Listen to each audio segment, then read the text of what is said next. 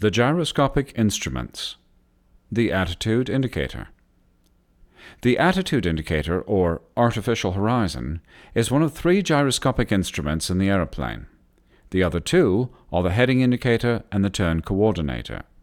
The attitude indicator is located in the top middle of the panel's 6 primary instruments. Consider this. If you acquired something important, like Michelangelo's Mona Lisa or its famed counterpart, the Mona Lari, you'd put it on the wall for everyone to see. Well, that's why the attitude indicator is put smack in the middle of the instrument panel. You can safely assume it has considerable importance in order to merit such a position. The attitude indicator provides you with attitude information in much the same way the outside visible horizon does. Attitude indicators become especially valuable when the outside horizon is no longer visible.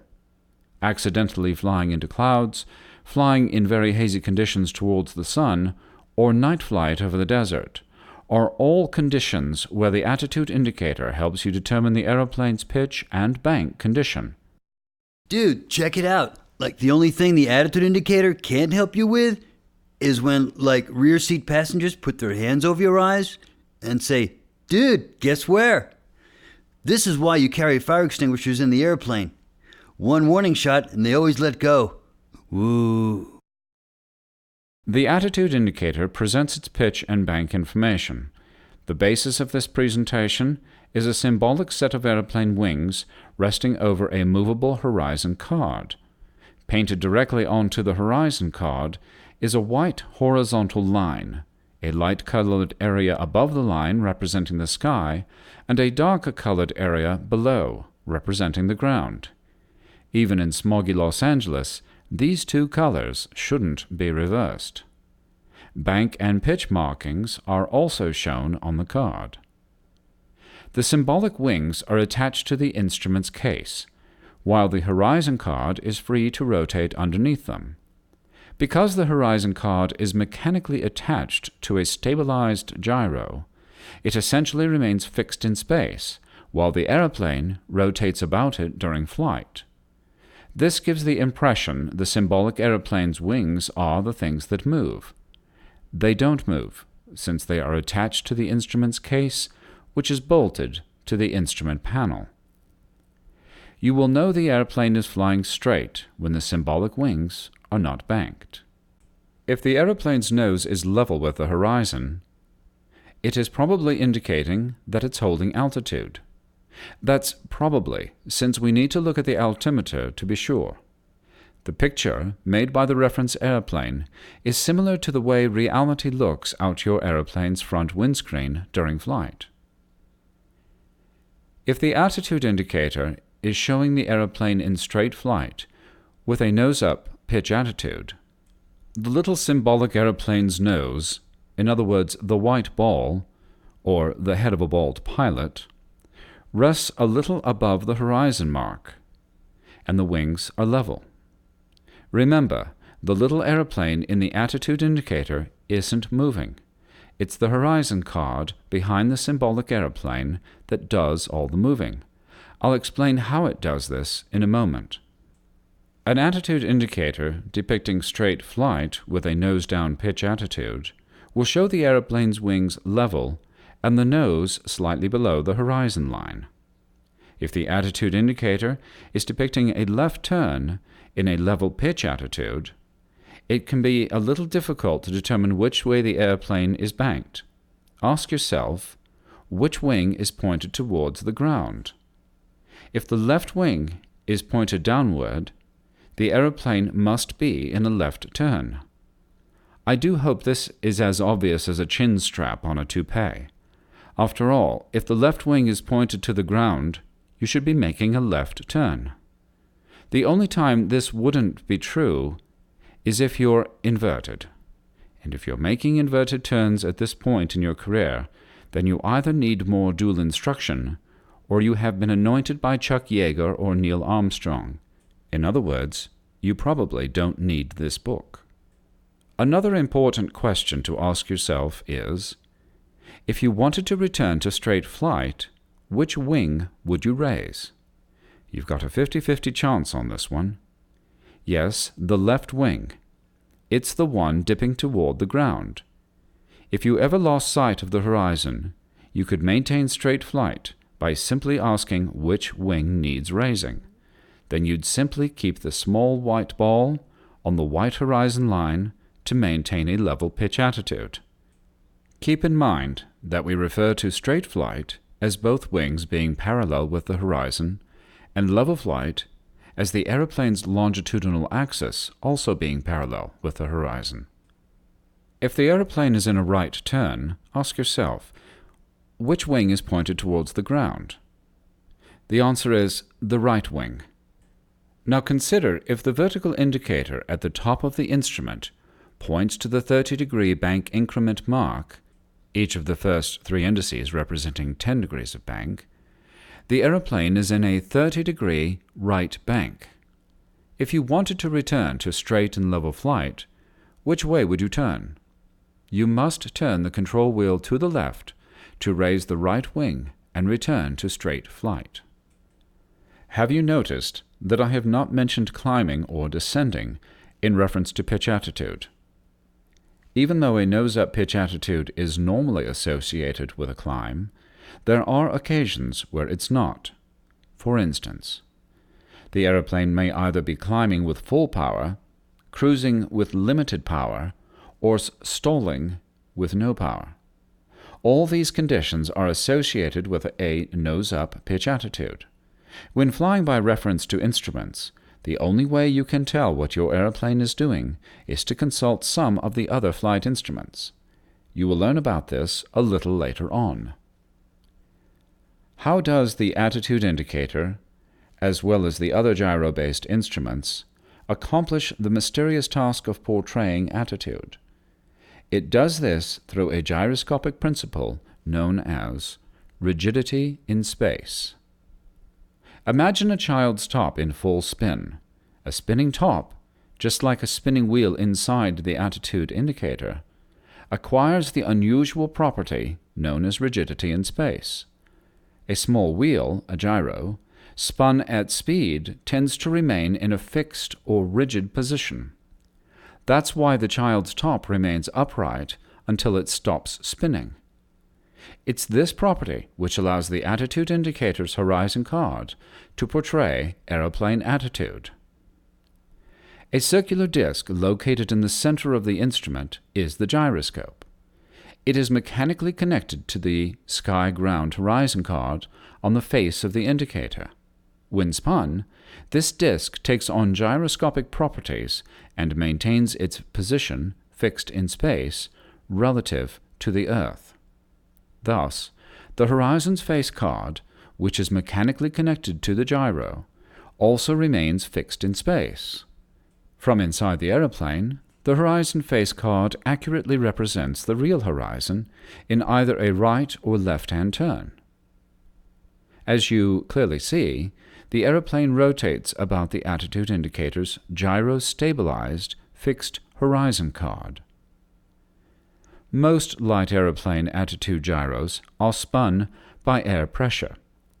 A vacuum pump sucks air through the instrument and over the gyro, spinning it at high velocities.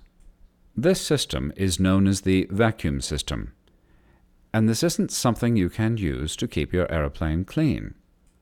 The vacuum pump is connected to two instruments, the attitude indicator and the heading indicator.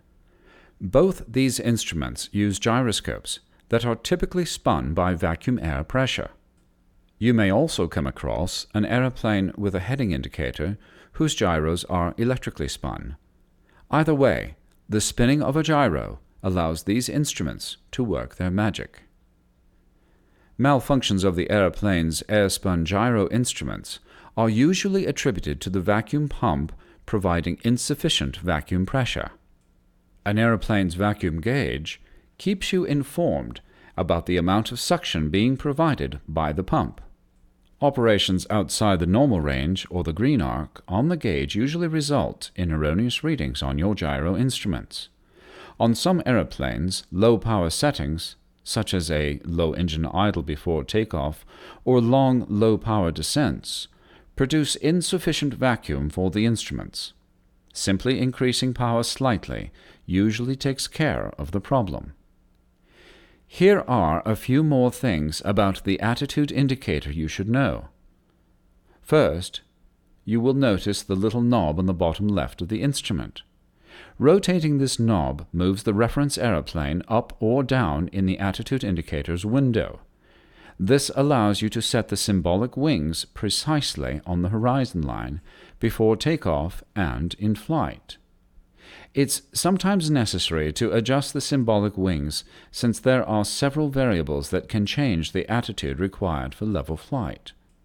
These variables might be either the weight of the aeroplane or the speed at which it is flown. The attitude indicator has bank markings calibrated at 10 degrees, 20 degrees, and 30-degree increments, with an additional calibration at 60 degrees. There are no calibrations above 60 degrees, since no denture adhesive has been shown to work at these g-forces. But these bank indices don't help much if you're trying to do a 45-degree bank turn, do they? Fortunately, some attitude indicators have diagonal bank lines which help identify additional bank angles. Angles of 20 degrees and 45 degrees may be found on white bank marks at the bottom portion of the instrument. Banking the aeroplane so the symbolic wings are parallel to the first diagonal line produces a bank of 20 degrees. On some airplanes, it produces a 15-degree bank. Further banking so the wings are parallel with the second diagonal line produces a 45-degree bank. What's informative about these bank lines is that they also provide you with pitch information. In other words, these bank lines also provide you with a horizon reference. The next time you try a 45-degree bank turn, place the symbolic aeroplane's wings on or slightly below the second diagonal bank line and keep them there. You'll find the bank line acts like a horizon line in level flight. You can use the bank line as an attitude reference instead of keeping the little white ball on the horizon line. The diagonal bank line is easier to use as a pitch reference compared to the little white ball. The heading indicator. The aeroplane's heading indicator is sometimes called the directional gyro, or DG. The heading indicator is a gyro instrument that provides the same information found on the magnetic compass, heading information. Why have two instruments to do one job? Because the magnetic compass is an instrument best read by one of those bobbing dolls you see in the back window shelf of cars. Like some passengers, the magnetic compass makes a poor candidate for air transport. The heading indicator is an attempt to remedy some of the ills of the magnetic compass. Though the latter remains a key component in your pilot's instrument kit, without it, you wouldn't be able to set the heading indicator in the first place. On the face of the heading indicator is a small outline of a stationary aeroplane superimposed over a compass card that's free to rotate. The nose of the small outline aeroplane always points straight up to a number which is your aeroplane's present heading. As the actual aeroplane turns, the compass card remains stabilized or fixed in space by an internal spinning gyro. The small outline aeroplane points to your aeroplane's magnetic heading. Before takeoff, after the gyros have had sufficient time to spin up, set the heading indicator to the heading shown on the magnetic compass. Do this by pushing and rotating the heading indicator's adjustment knob. Once the heading indicator is set to the compass's magnetic heading, it should provide accurate directional information for a reasonable period of time. Like a cautious parent, you need to check up on this child occasionally, lest it wander. How much it wanders and when depends on how affected the heading indicator is by something known as gyroscopic drift. Gyroscopic heading drift is caused by internal mechanical errors and/or the aeroplane's constantly changing position in space relative to the Earth. The most important thing to remember is to keep checking or updating the reading on the heading indicator with the magnetic compass at least every 15 minutes. Do this more often if your aeroplane's heading indicator has a history of wandering, which is sometimes referred to as precessing. Despite gyroscopic drift, the heading indicator is much easier to use for navigation than the magnetic compass, as you'll soon see when we study the magnetic compass's errors. The heading indicator is calibrated in 5-degree increments. Every 30 degrees, starting from north, is referenced by printed letters or numerals that are sometimes called cardinal numbers, which sounds much better than archbishop numbers. Between the letters and numerals are slashes, calibrated to 5 and 10-degree increments. The slashes at 10-degree increments are slightly larger for easier identification. However, if the eye doctor tells you, based on your current eyeglass prescription, that you're only 2 lenses away from being a fly, you may need to move closer to the panel. If the heading indicator indicates the aeroplane is presently heading north, this is called 360 degrees or 0 degrees, depending on who's talking. Either value is correct. The E represents east or 90 degrees. S represents south or 180 degrees. And W represents west or 270 degrees. If you want to sound like a pro, don't call them by the letters. I actually heard a pilot call the controller and say, "Oh, this is 2132 Bravo, I'd like vectors to the airport." The controller said, "Roger 32 Bravo, what's your heading?" The pilot replied, "My heading is E." The controller came back with, "Well, 32 Bravo, your heading is aiming you at another airplane. I suggest you do a W before you bump into it." If the heading indicator is pointing towards the 3, the aeroplane is heading 30 degrees. This is pronounced 030 degrees. If the indicator shows a heading of 140 degrees, this is pronounced 140 degrees. If it shows a heading of 300 degrees, it is referred to as 300 degrees. If you're instructed to turn to a particular heading, simply look at the number on the instrument panel and turn in the shortest direction toward it, unless instructed to, and I quote, "turn the long way" or "go the long way around." This is similar to how we flight instructors find the exquisite dining facilities we're known to frequent. We simply turn in the direction of the nearest drive-through speaker. If you were on a heading of 140 degrees, which way would you turn to fly a heading of 060 degrees? Yes, a left turn would be the shortest direction to get you to a heading of 060 degrees. If you were instructed to fly a heading of 240 degrees from 140, which way would you turn? Of course, a turn to the right would be the shortest direction to the new heading.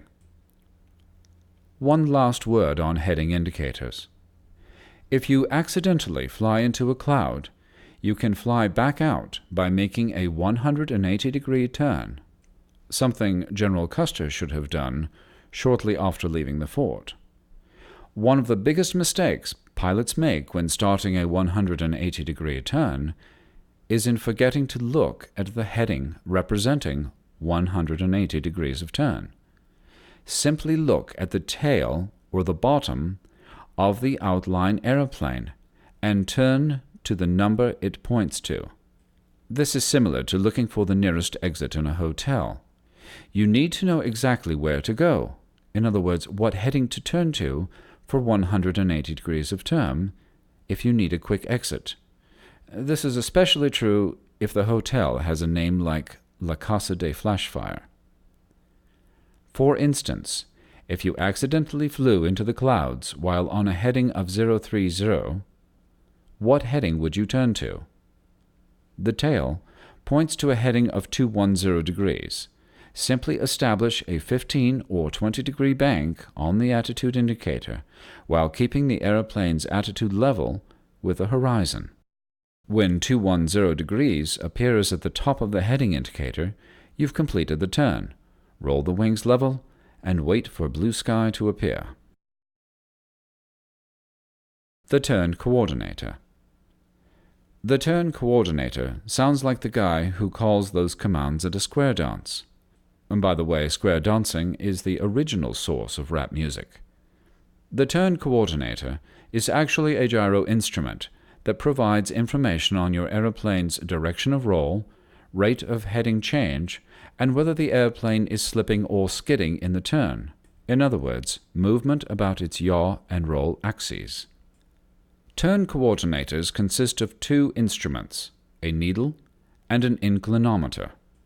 We've already discussed the inclinometer in Chapter 2, so let's concentrate on the turn needle. The turn needle consists of a small, symbolic airplane in the center of the instrument, capable of rotating left or right. Unlike the spinning gyros in the attitude indicator and heading indicator, the turn coordinator's gyro is usually spun by electricity. This is what causes the whining sound you hear when the aeroplane's master switch is turned on during pre-flight. If you hear the whining and you aren't in the airplane, it could be coming from a sorrowful student whose aeroplane is down for maintenance.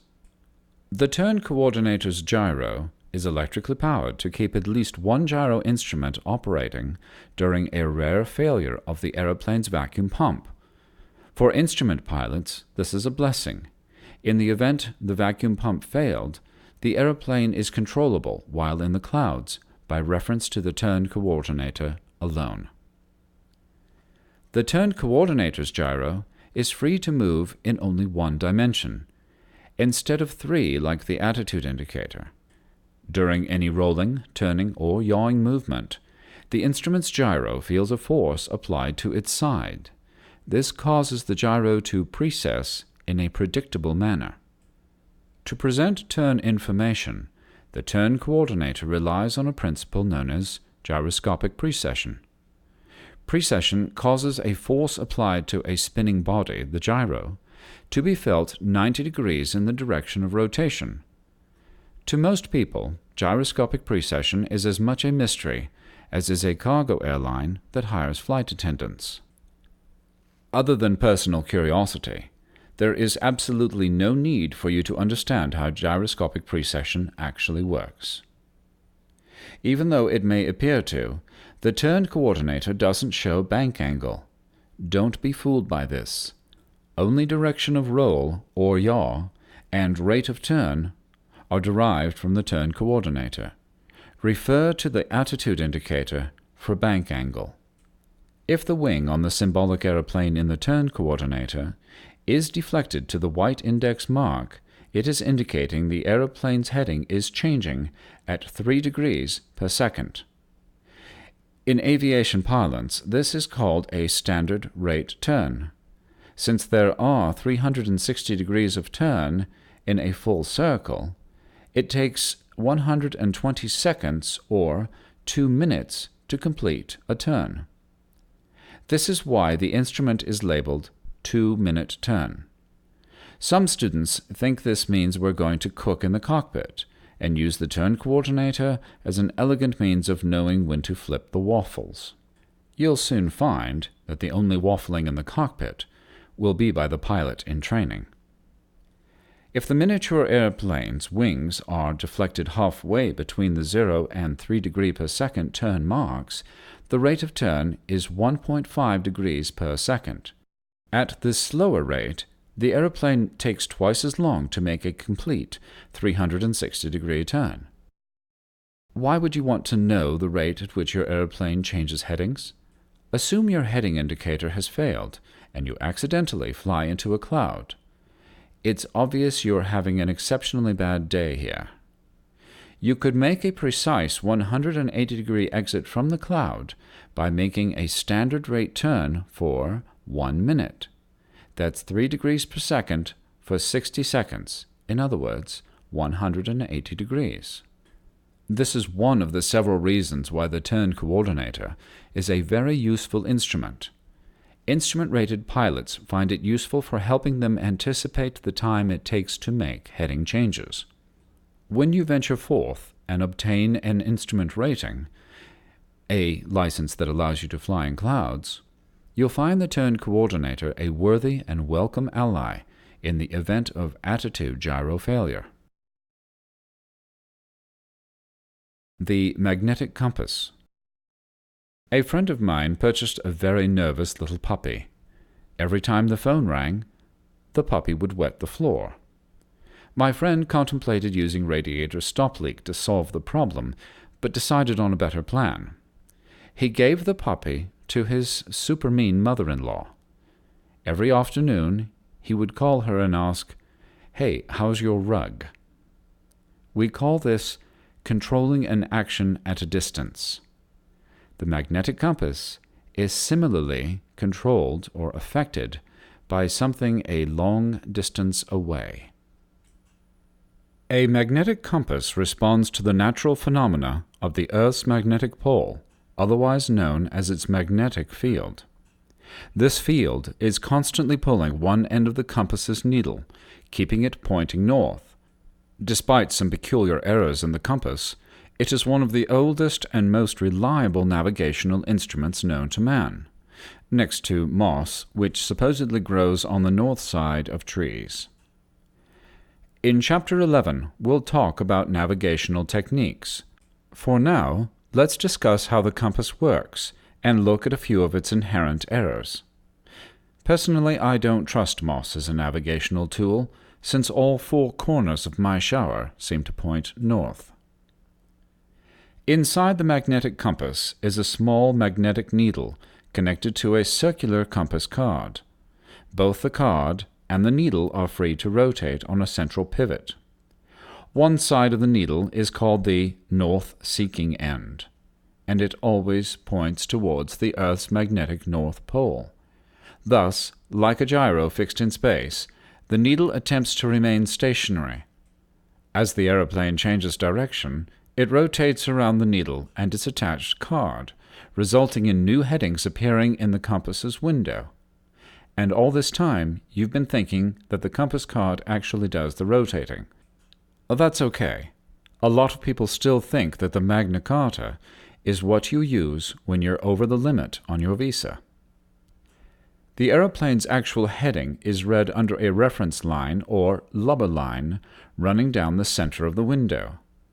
Notice that the numbers printed on the compass card appear to be in the wrong place. If the compass is heading north, westerly headings are shown on the right side of the card. In other words, 300 degrees, 330 degrees, and W representing west or 270 degrees, which is not visible yet. Easterly headings are shown on the left side of its card, in other words 030 degrees, 060 degrees, and east or 090, which is also not yet visible. This makes sense when you consider that as the aeroplane turns left toward the west, it pivots about the stationary compass card. Eventually, westerly headings appear under the lubber line. A right 90-degree turn causes the aeroplane to pivot about the compass card, with easterly headings appearing under the lubber line. To fly any heading visible on the compass card, you must turn in the opposite direction to center it under the lubber line.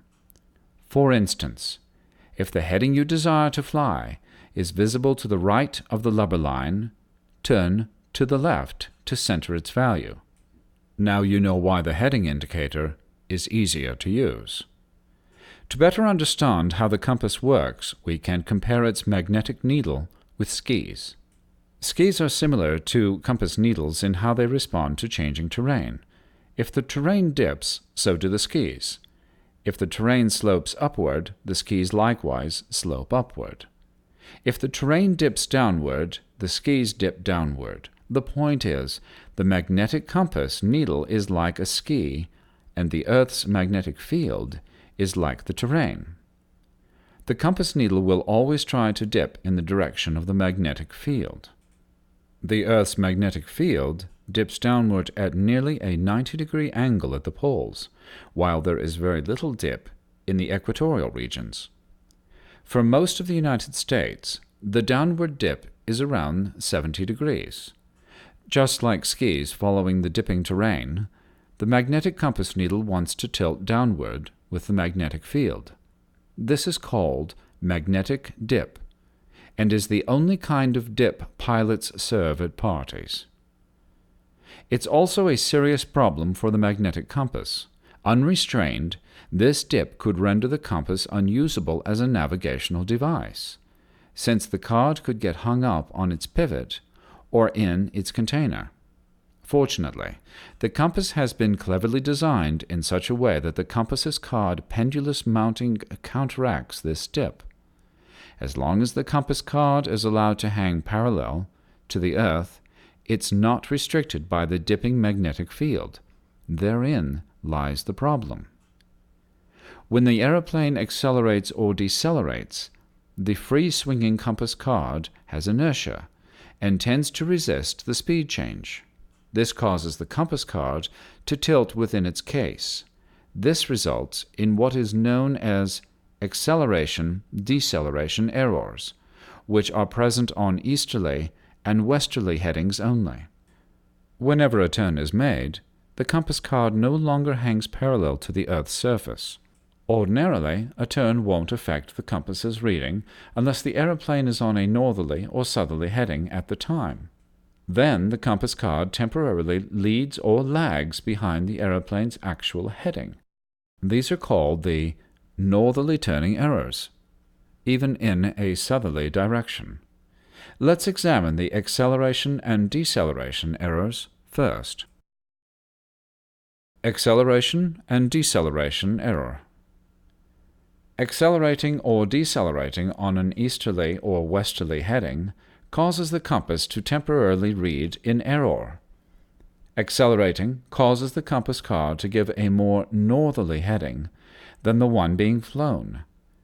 Decelerating causes the compass to read a more southerly heading than is actually being flown. An easy way to remember these errors is with the acronym ANDS, A-N-D-S. This stands for accelerate north, decelerate south. The acceleration-deceleration error occurs because a speed change forces the compass card to tilt within its case. As the card is forced to tilt, its pendulous properties are no longer as effective in correcting for the Earth's dipping magnetic field. The compass needle's north-seeking end points downward in the direction of the dipped magnetic field. This results in a temporary heading error while the speed change is in progress. Northerly turning errors. Turning errors are only experienced on northerly or southerly headings. These errors are also caused by the compass card being forced to tilt when the aeroplane is in a bank. Now the pendulous properties of the card can't prevent the compass needle's north-seeking end from pointing downward in the direction of the dipped magnetic field. This results in the appearance of a temporary heading error. For instance, as the aeroplane turns from or through a northerly heading, the compass card reading lags the aeroplane's heading. As the aeroplane turns away from a northerly heading, these turning errors disappear, and the aeroplane's correct heading appears under the lubber line. Heading directly south with the wings level produces the correct reading in the compass window. As the aeroplane turns from or through a southerly heading, the compass reading leads the aeroplane's actual heading. As the aeroplane turns from or through a southerly heading, its compass reading also leads the aeroplane's actual heading. As a heading of east or west is approached, the turning errors disappear. Remember, all compass errors are caused by the dip of the Earth's magnetic field. If it weren't for this, these troublesome errors wouldn't exist. With all these errors, why do we have a compass in the aeroplane in the first place? Because it works. The compass has only one moving part, making it one of the most reliable pieces of equipment in the aeroplane, next to the ashtray. Unless someone has sucked the kerosene out of it, the magnetic compass will provide the most accurate heading information during straight and level unaccelerated flight. It's not that convincing. Just remember, it doesn't need batteries.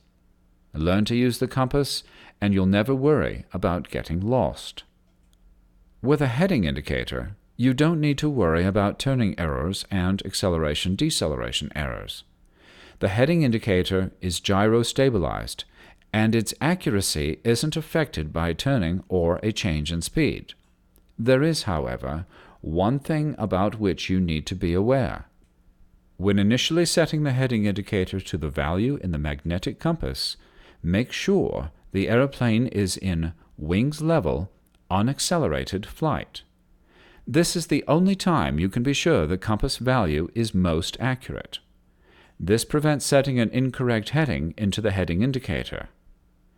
You'll learn a lot about the capabilities and idiosyncrasies of the aeroplane's instruments as you fly with them. Like me, I think you will learn to appreciate the hard-working instruments and the vital flight information they provide. Now it's time to move on and find out about the rules you'll fly by. At this time, it is recommended that you review the photographs and illustrations in Chapter 5 of Rod Machado's Private Pilot Handbook.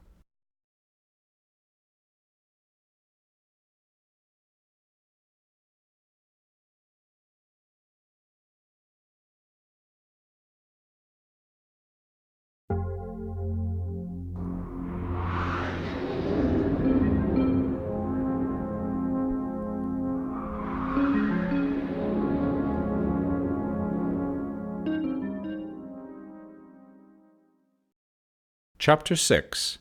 Federal Aviation Regulations. How FAR can we go? Aviation, like lots of other things in life, has rules. In this case, the rules are written down, which should make them easier to understand. Unfortunately, they were written down by lawyers, which means they don't always say what they mean in a language you or I might understand. The collective rule book is called the Federal Aviation Regulations and referred to by most pilots as the FARs. Legally referred to as CFRs or Code of Federal Regulations, but we'll call them FARs, okay? This collection of legal wisdom and occasional challenges to common sense is presided over by the Federal Aviation Administration. Not all regulations are complex and confusing. In fact, some are pleasingly simple. One FAR actually states that the aeroplane's takeoff run must not be longer than the length of the runway. That's a good rule. Why aren't all regulations as simple? Explained properly, many of them can be. Lawyers write for reasons other than lay understanding. If you don't believe this, simply look at the back of any rental car agreement. By the time you're finished reading, you could have walked to your destination. What the agreement should say is, if you crash the car, then you buy the car, or you mow our lawns for eternity. Knowing what the rules say and mean is vital to your pilot health. Part of getting a private pilot certificate is passing a test that shows you know the rules. Part of keeping your certificate, once you get it, is understanding the rules and how they are applied in the real world. Sometimes people refer to a pilot certificate as a pilot license. Technically, it's called a certificate, not a license. Let's try to make sense of the regulations, despite their often complex and confusing nature. Because of the by-the-book rules are long, complex, and boring, many pilots never look at them, and thus miss some vital information. What follows are the essentials, the information most often needed to safely and legally operate an aircraft. Definitions. Understanding the regulations requires a working grasp of some basic definitions. It's a little-known fact that some people in aviation are employed as fish batters. At first glance, you might think this is someone who dabs a reluctant perch with an oil-based paint. Confusion is imminent when basic aviation definitions aren't understood. Here are some basic definitions you need to know in order to make sense, as opposed to nonsense, of what goes on in aviation. Aircraft. An aircraft is anything that flies. All airborne vehicles are divided into 5 categories: airplane, glider, rotorcraft, lighter-than-air, powered lift. Anything airborne, except UFOs or what's inside Hangar 18, falls into one of these 5 categories. Aeroplanes have power plants and fixed wings. Gliders have fixed wings and no power plant. Rotorcraft have power plants and wings that rotate. Lighter-than-air aircraft achieve lift by displacing air.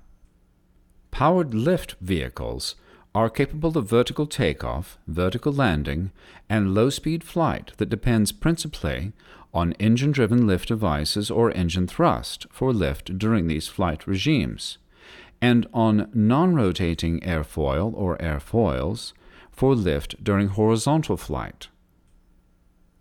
Category. For the purpose of pilot certification, unlike airplane certification, the term category of aircraft represents something flyable having similar operating characteristics. For instance, gliders are distinguished by their fixed wings and lack of an engine. Fixed wing doesn't mean the wings have been repaired or rendered sterile. It means they don't rotate as do the wings of a helicopter. Helicopters, on the other hand, have rotary wings, wings that move. Powered lift includes tilt rotor, VTOL, vertical takeoff and landing, and tilt wing aircraft. The lighter-than-aircraft category is unique in that lift for this type of aircraft is achieved by the displacement of air. Blimps, hot air balloons, and gas balloons fit into this category. Finally, aeroplanes are distinguished by their fixed wings and power plants. A private pilot certificate allows you to operate one or more of these different categories of aircraft. It does not, however, automatically allow you to fly all categories of aircraft. I don't know how James Bond does it. Special training and a flight test by an FAA-designated pilot examiner are required to pilot any new category of aircraft you fly. For instance, if you're certified to fly an airplane, you're not automatically certified to fly a helicopter. Your pilot's certificate states the particular category of aircraft you're allowed to fly. Many pilots are certificated to fly in more than one category, and in some cases are certificated to fly all categories of aircraft. Class. For the purpose of pilot certification, as opposed to aircraft certification, the term class represents a subdivision within a category. Airplanes, for instance, can have 1, 2, or more engines and be capable of landing on a runway, in other words on land, water, or both. Because of these differences, the FAA decided to create another classification within each category of aircraft. Airplanes, for example, are made up of 4 classifications or classes: single-engine land, single-engine sea, multi-engine land, and multi-engine sea. Because of the vastly different handling qualities of each vehicle, you need to be certificated in each class of aircraft you fly. If you're thinking that a single-engine rated pilot can legally fly a multi-engine airplane by using only one of its engines, think again. Besides, these guys are easy to spot since they're always flying in circles. Aircraft class designations also apply to other categories. For instance, within the category of lighter-than-air, there are 2 classes: airship, in other words a blimp, and a balloon. Finally, the term class, as it is used with respect to aircraft certification, means a broad grouping of aircraft having similar propulsion, flight, or landing characteristics. For example, aeroplane, rotorcraft, glider, balloon, landplane, and seaplane. Make and model. Pilots are always asking each other what kind of airplane they fly. They aren't necessarily referring to the specific class so much as they are the particular make and model of airplane. This can be an A-36 Beechcraft Bonanza, a Cessna 152, or a Piper Malibu. I once asked a lady taking her first demonstration flight if she wanted to fly a Piper Cherokee. That's a specific make of airplane. She immediately stated that she didn't care who came along nor what instrument he played. According to the FAA, once you have your private pilot certificate, you can legally fly any specific make and model of aircraft within the category and class for which you are rated, with a few exceptions to be noted later.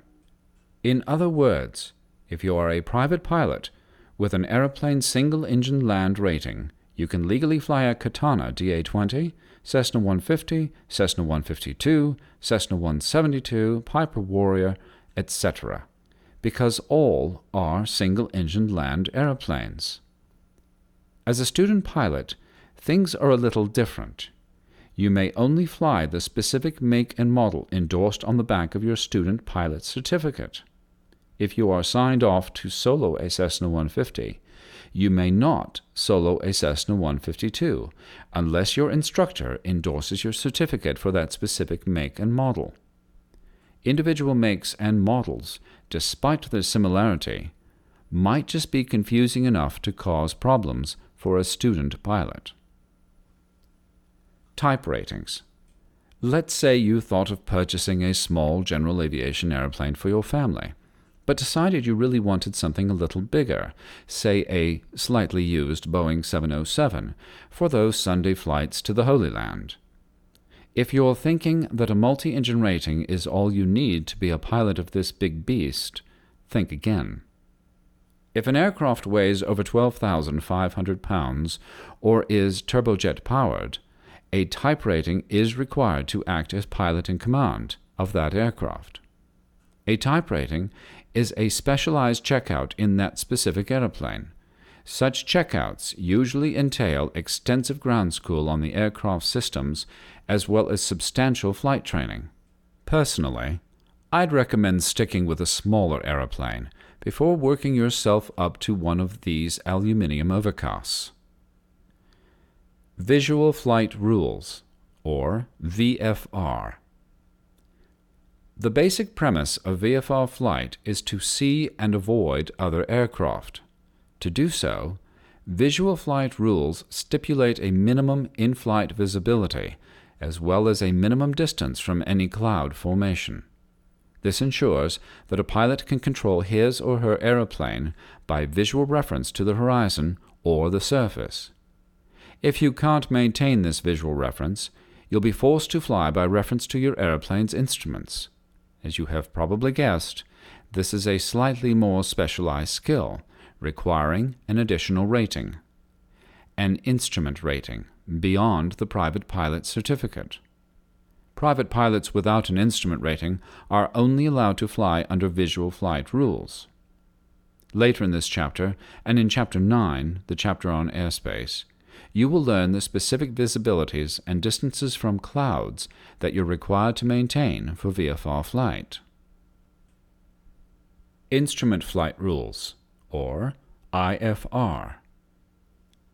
Once you obtain your private pilot certificate, you can acquire the skills necessary to fly under Instrument Flight Rules, IFR. An instrument rating allows you to fly to your destination while in the clouds and land under low visibility conditions. Air Traffic Control, ATC, using sophisticated radar, provides separation between all aeroplanes operating under instrument flight rules. After all, if you're in the clouds, you can't see other aeroplanes.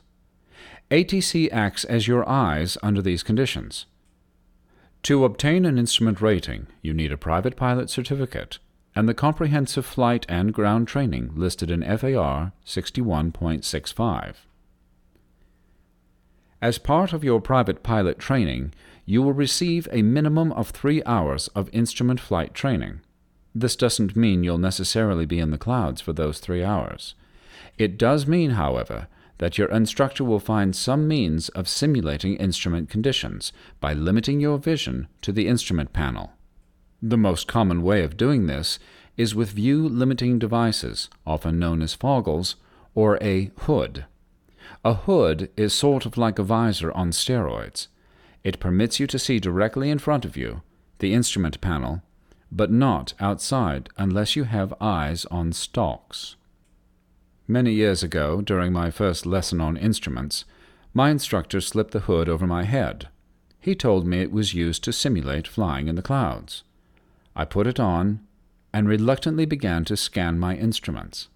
After a few minutes, I lifted the hood up, looked around, and put it back down. I did this 3 more times before my instructor said, "Hey, what are you doing?" I replied, "I'm practicing flying in and out of the clouds." At that point he said, "You owe me $5. "Why?" I replied. "It's a stupid tax, that's why. You just did something stupid, so pay up." I paid him the money. He immediately looked over and said, "Well, that proves it. Now you owe me another $5. I guess I shouldn't have paid him that first $5. Pretty stupid, eh? Night. It would seem like the definition of night is pretty straightforward, right? Well, not quite. Night is officially defined as the time between the end of evening civil twilight and the beginning of morning civil twilight, as published in the American Air Almanac, converted to local time. I mention this because most regulations deal with the hours of darkness by referencing the time from sunset to sunrise. If the term night or nighttime is specifically used, you should refer to the definition as just stated. Pilot in Command, PIC. The pilot in command is the captain of the ship and is responsible for the safe operation of the aircraft during flight. He or she is also the person the FAA will look to in the event of a violation, accident, or other unhappy event. No matter what the category or class of aircraft, there is always one and only one legal pilot in command at any particular instant during a flight. However, PIC duties can change back and forth during a flight. There may be passengers who think they're in command, but the PIC is the legal decision maker. That's why some pilots make these backseat passengers, or negavators, wear oxygen masks. It muffles their constant complaints. These are the definitions needed to get started. As we go along, we'll uncover more useful words and define them as necessary. Let's jump directly into the regulations. We're concerned about 2 main groups of rules, Part 61 and Part 91. The FARs are part of the Code of Federal Regulations, which is divided into numbered parts, thus Part 61 and Part 91. Part 61 deals with the certification of pilots. It's the paperwork regulations concerned mostly with the administrative or record-keeping duties of flying. Part 91 is the how-to regulations concerned with the operational rules of flight. Let's start with Part 61. Part 61. FAR 61.3. Requirement for certificates, ratings, and authorizations. To act as pilot in command or as a required flight crew member, in other words, a co-pilot or flight engineer, for example, on an aircraft, you must have your pilot certificate in your personal possession or readily accessible in the aircraft. It can't be home in your dresser drawer or left in your disco dance van. A pilot certificate has no expiration date, but, as you'll soon see, it can only be used if you meet a few other requirements. For instance, To act as PIC, you need to have a current medical certificate with you. We'll discuss the medical shortly. These two documents need each other, and you need both of them to offer proof that you have acquired the skills needed to pilot the plane and are healthy enough to do so. You can be asked to present your pilot or medical certificate for inspection by the Federal Aviation Administrator, a National Transportation Safety Board representative, or any federal, state, or local law enforcement officer. The U.S. Customs Service is also authorized to act on behalf of the FAA and request these documents. I can almost guarantee that doing steep turns around the White House is sure to get your pilot and medical certificate inspected by some official-looking person. Hopefully it won't be an ex-Green Beret pumped up on Maxwell House coffee. Note that I said present for inspection, not give the certificate up to this representative. Don't let anyone take your pilot or medical certificate without due process. There are ways and means by which the FAA can suspend your flying privileges, but none of them involve physically turning over your license or medical certificate until an appropriate investigation is conducted. Well, being deputy and all, carrying these two items isn't much of a problem for most pilots. In fact, as a young aviator, I always used to be trying to find a reason to show someone my private pilot certificate.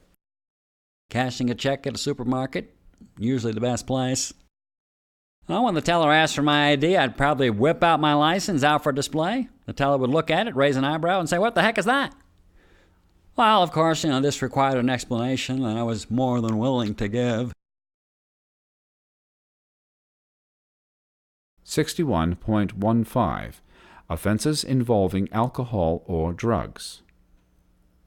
If you get high, it better be in an airplane. Don't even think of mixing airplanes with alcohol or drugs. If you're convicted for almost any illegal drug activity, there's a very good chance you'll have your pilot certificate suspended or revoked. Any suspension, albeit temporary, is a blot on your record. Revocation is even more extreme. Once a certificate is revoked, it no longer exists. In some cases, it's possible to reapply for that certificate after a minimum waiting period. A 1-year wait is not uncommon. Reapplying means a pilot must retake all applicable knowledge exams as well as the flight tests. On the other hand, your previous flight time is still applicable towards any rating you might wish to pursue. Convictions for alcohol-related offenses are no less benign in the eyes of the FAA. Action taken against your driver's license because of a drug or alcohol problem is known as a motor vehicle action. After November 29, 1990, 2 or more motor vehicle actions within 3 years of each other is grounds for suspension or revocation of a pilot certificate or rating. This is also grounds for denial of an application for a certificate or rating up to a year after the date of the last motor vehicle action. Unfortunately, those individuals who marinate their brains in drugs and alcohol may contemplate not informing the FAA about their alcohol or drug-related offense. Well, FAA rule creators weren't born last night. These regulations require all drug and alcohol motor vehicle actions to be reported to the FAA within 60 days. Failure to do so is itself grounds for suspension or revocation of a certificate or rating, as well as denial of any application fee for a certificate or rating for up to 1 year after the date of the motor vehicle action. The bottle-to-throttle rule. Regulations require you to avoid acting as pilot in command or as a required flight crew member, such as a co-pilot or flight engineer, for 8 hours after consuming alcohol. In other words, you should have 8 hours from bottle to throttle. If you're a balloon pilot, think of it as 8 hours from bottle to bag. Personally, I'd recommend at least 24 hours from bottle to throttle. Why? Another part of this rule states that you may not act as PIC if you have blood alcohol content of 0.04% or more by weight. It takes about 3 hours to metabolize 1 ounce of alcohol, though individuals vary widely in their capacity to process booze. Age, sex, and genetic factors all enter into an equation over which you have no control and about which you may have little information. It's safe to say there is significant alcohol in your bloodstream long after you have ceased to feel any physical effects. Depending on the amount of alcohol consumed, its effects can last up to 36 hours. Unfortunately, some people think they can drink on a full stomach and not be affected by alcohol. These are often the same folks who drink on an empty head. Besides, this regulation also states that you may not operate under the influence of alcohol or use any drug that can influence your faculties contrary to safety. Consider that some cold and cough medicines contain significant amounts of alcohol. I've often wondered why the cold medicine NyQuil doesn't have a worm in the bottom of the bottle. There are ample reasons why you should not be flying when you have a cold. Be careful. 61.23 Duration of medical certificates. As mentioned in FAR 61.3, anyone acting as pilot in command must have a medical certificate in their personal possession or readily accessible in the aircraft. Medical certificates are usually just called medicals by pilots, and they come in 3 flavors: first, second, and third class, each with its own requirements and privileges. The medical certification process is there to weed out people who have physical or psychological problems which represent a compromise of safety. How well it does this is a matter of some controversy. The FAA tends to place great emphasis on some areas, such as cardiovascular problems. Where the predictive value of a physical exam is not great, and where the ability of a physician to detect, during a brief exam, someone who should be wearing one of those neat jackets with arms that tie in the back is also limited. Whether it achieves its stated purpose or not, you must pass a medical to get the piece of paper needed to pilot an airplane. To get a medical certificate, you go to a designated FAA Aviation Medical Examiner, or AME. These physicians are appointed by the FAA and are schooled in the requirements for administering an official aviation physical exam and doing the necessary paperwork. You can obtain the names of local AMEs from any flight school or from any FAA office. Generally speaking, the greater the passenger carrying responsibility you have, the more stringent the medical exam, the shorter the duration of the medical certificate, and the more the exam will cost. For instance, if you are the captain of an airliner, you need a first-class medical, an exam having the most stringent health requirements. The first-class medical certificate is valid for 6 calendar months. The terms of all medical certificates are calculated in calendar months.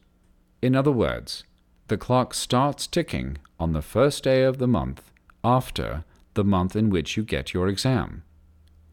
If you obtain your medical in January, the monthly count starts from the following month, February. Think of the month in which you get your medical as free time. If you take your first-class medical on January 13th, 1996, or January 29th, or January 3rd, it is valid through July 30th, 1996. This should make sense, since February, March, April, May, June, and July equals 6 calendar months of time. If you're flying commercially, banner towing, pipeline patrol, sightseeing flights, etc., you need a second-class medical. This medical is valid for 12 calendar months. If it's issued on July 13th, 1996, the certificate is valid through July 31st, 1997. The monthly count starts in August. the month after it was issued, and goes 12 calendar months later to the end of July 31st, 1997. As a private pilot, you are required to have a third-class medical certificate to act as pilot in command. A third-class medical is valid for 36 calendar months if you're under 40 years of age, or 24 calendar months if you're over 40. For instance, if you're under 40 and obtain a third-class medical on September 6, 1996, it's valid through September 30th, 1999. If you're 40 or over and obtain a third-class medical on September 6, 1996, it's valid through September 30th, 1998. Someone once said that if you can see lightning and hear thunder, you can obtain a third-class medical. Well, the requirements are a little more stringent than that. Suffice it to say, a third-class medical exam is a lot less stringent than the exam for a first-class medical. For this reason, a first-class medical can still be used as a second-class or a third-class even after expiring as a first-class medical certificate. In other words, a first-class medical is good for 12 months as a second-class, and 24 or 36 months, depending on your age, as a third-class medical. A second-class medical is good for 24 or 36 months, depending on your age, as a third-class medical. Now, my mama wanted me to have the best medical exam. Mom always said that medical exams aren't too tough. Frankly, the only tough thing I remember about my third-class medical exam was when the doctor had me jump up and down on one foot for 20 seconds. He said, "His legs are strong, Miss Gum, strongest legs I ever seen, but his back is crooked as a politician." Now, I always thought that this was some sort of a standard in-flight maneuver used to dislodge a stuck gear. It's not. It's just a heart stress test. In fact, as of this writing, no EKG, machine-based heart test, is required for the third or second-class exam. A few conditions are outright disqualifying. Many others, however, fall in a gray area where the FAA might grant a medical based on evidence you submit. If you don't meet the normal criteria, you must apply for a waiver.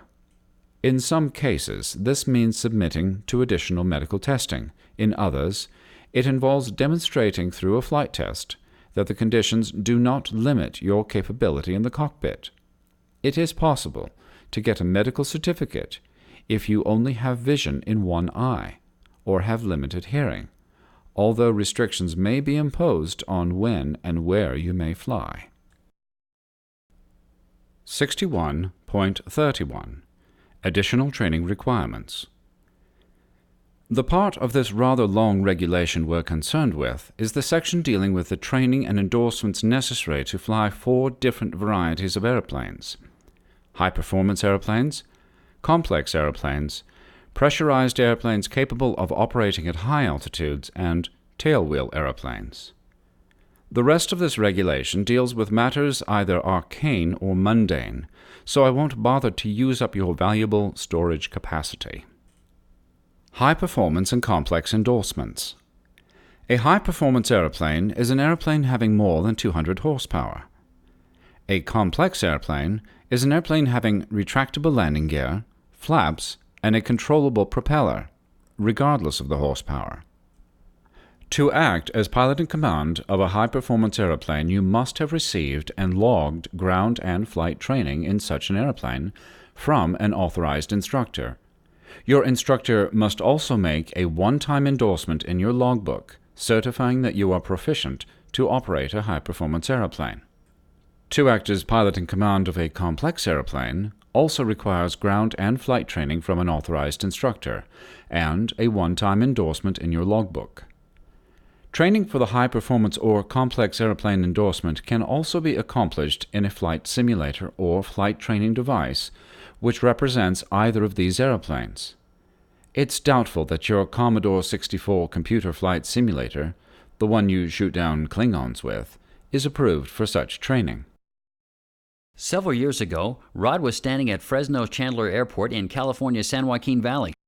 He saw the pilot of a Comanche 250, 250 horsepower with retractable gear, flaps, and controllable propeller, doing touch and goes. It seemed odd that after takeoff, the pilot never raised his gear and seemed to be using less than full power and no flaps. Rod walked over to him and asked if he was having engine or gear problems.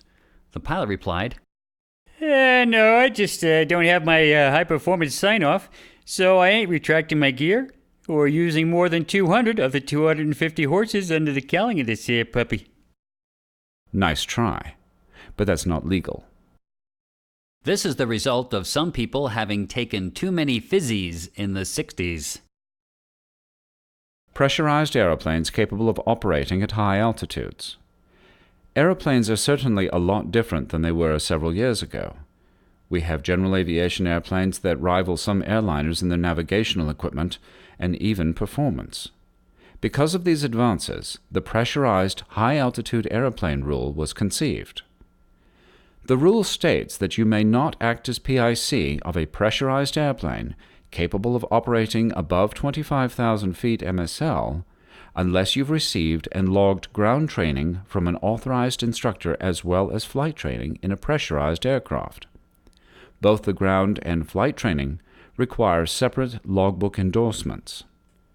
Airplanes of this complexity require such training because of the unusual types of problems pilots might experience. Hypoxia or insufficient oxygen is perhaps the most serious of these. Airplane equipment is an additional problem. Pilots need to understand the intricacies of pressurization systems. Unfortunately, not all people understand the equipment they own or use. That's why many people have VCRs that are still flashing 12 midnight. A friend who's an engineer places black electrician's tape over the flashing numbers because he can't understand how to program the device. In an airplane, however, you can't just place tape over things you don't understand. Student pilots would have to carry a lot of tape, and some instructors would really get sore mouths. Tailwheel airplanes. Tricycle gear airplanes have the center wheel in front. Tail draggers have the center wheel in back. Why? Tail draggers are better suited for off-airport work than tricycle gear airplanes, operations such as dirt roads, fields, and rough terrain. The tail wheel has less chance of being damaged in rough terrain, for several reasons. First, because it's located at the end of a long lever, the fuselage, the tail wheel has less physical force applied to it when supporting the airplane. Second, the wheel is smaller and usually spring-suspended, which lessens the force of any impact. Tailwheel airplanes are often called conventionally geared airplanes because early manufactured airplanes commonly used this type of gear. Tricycle gear airplanes have their center of gravity in front of the main wheels. This makes them quite stable on the ground. Tailwheel airplanes, on the other hand, have their center of gravity behind the main wheels, making them less stable on the ground. During landing, if the tailwheel airplane starts to swerve, the center of gravity often attempts to twist the airplane in a direction other than what the pilot intends. This is often referred to as a desire on the part of the airplane to swap ends or ground loop. Tailwheel airplanes need constant directional attention when they are in motion. Tricycle gear airplanes, on the other hand, are less sensitive to directional control problems. That's why the FAA says that if you want to act as PIC of a tailwheel airplane, you must have received and logged flight training from an authorized instructor in a tailwheel airplane. Authorized means the instructor is qualified in the plane in which he or she is providing instruction. The instructor must find you proficient in the operation of a tailwheel airplane, including at least normal and crosswind takeoffs and landings, wheel landings, unless prohibited by the manufacturer, and go-around procedures. The instructor must place a one-time endorsement in your logbook. This endorsement covers all the small general aviation tailwheel airplanes you are likely to fly. If you're flying any of these aeroplanes as a student pilot, you may be wondering why you don't have these endorsements in your logbook.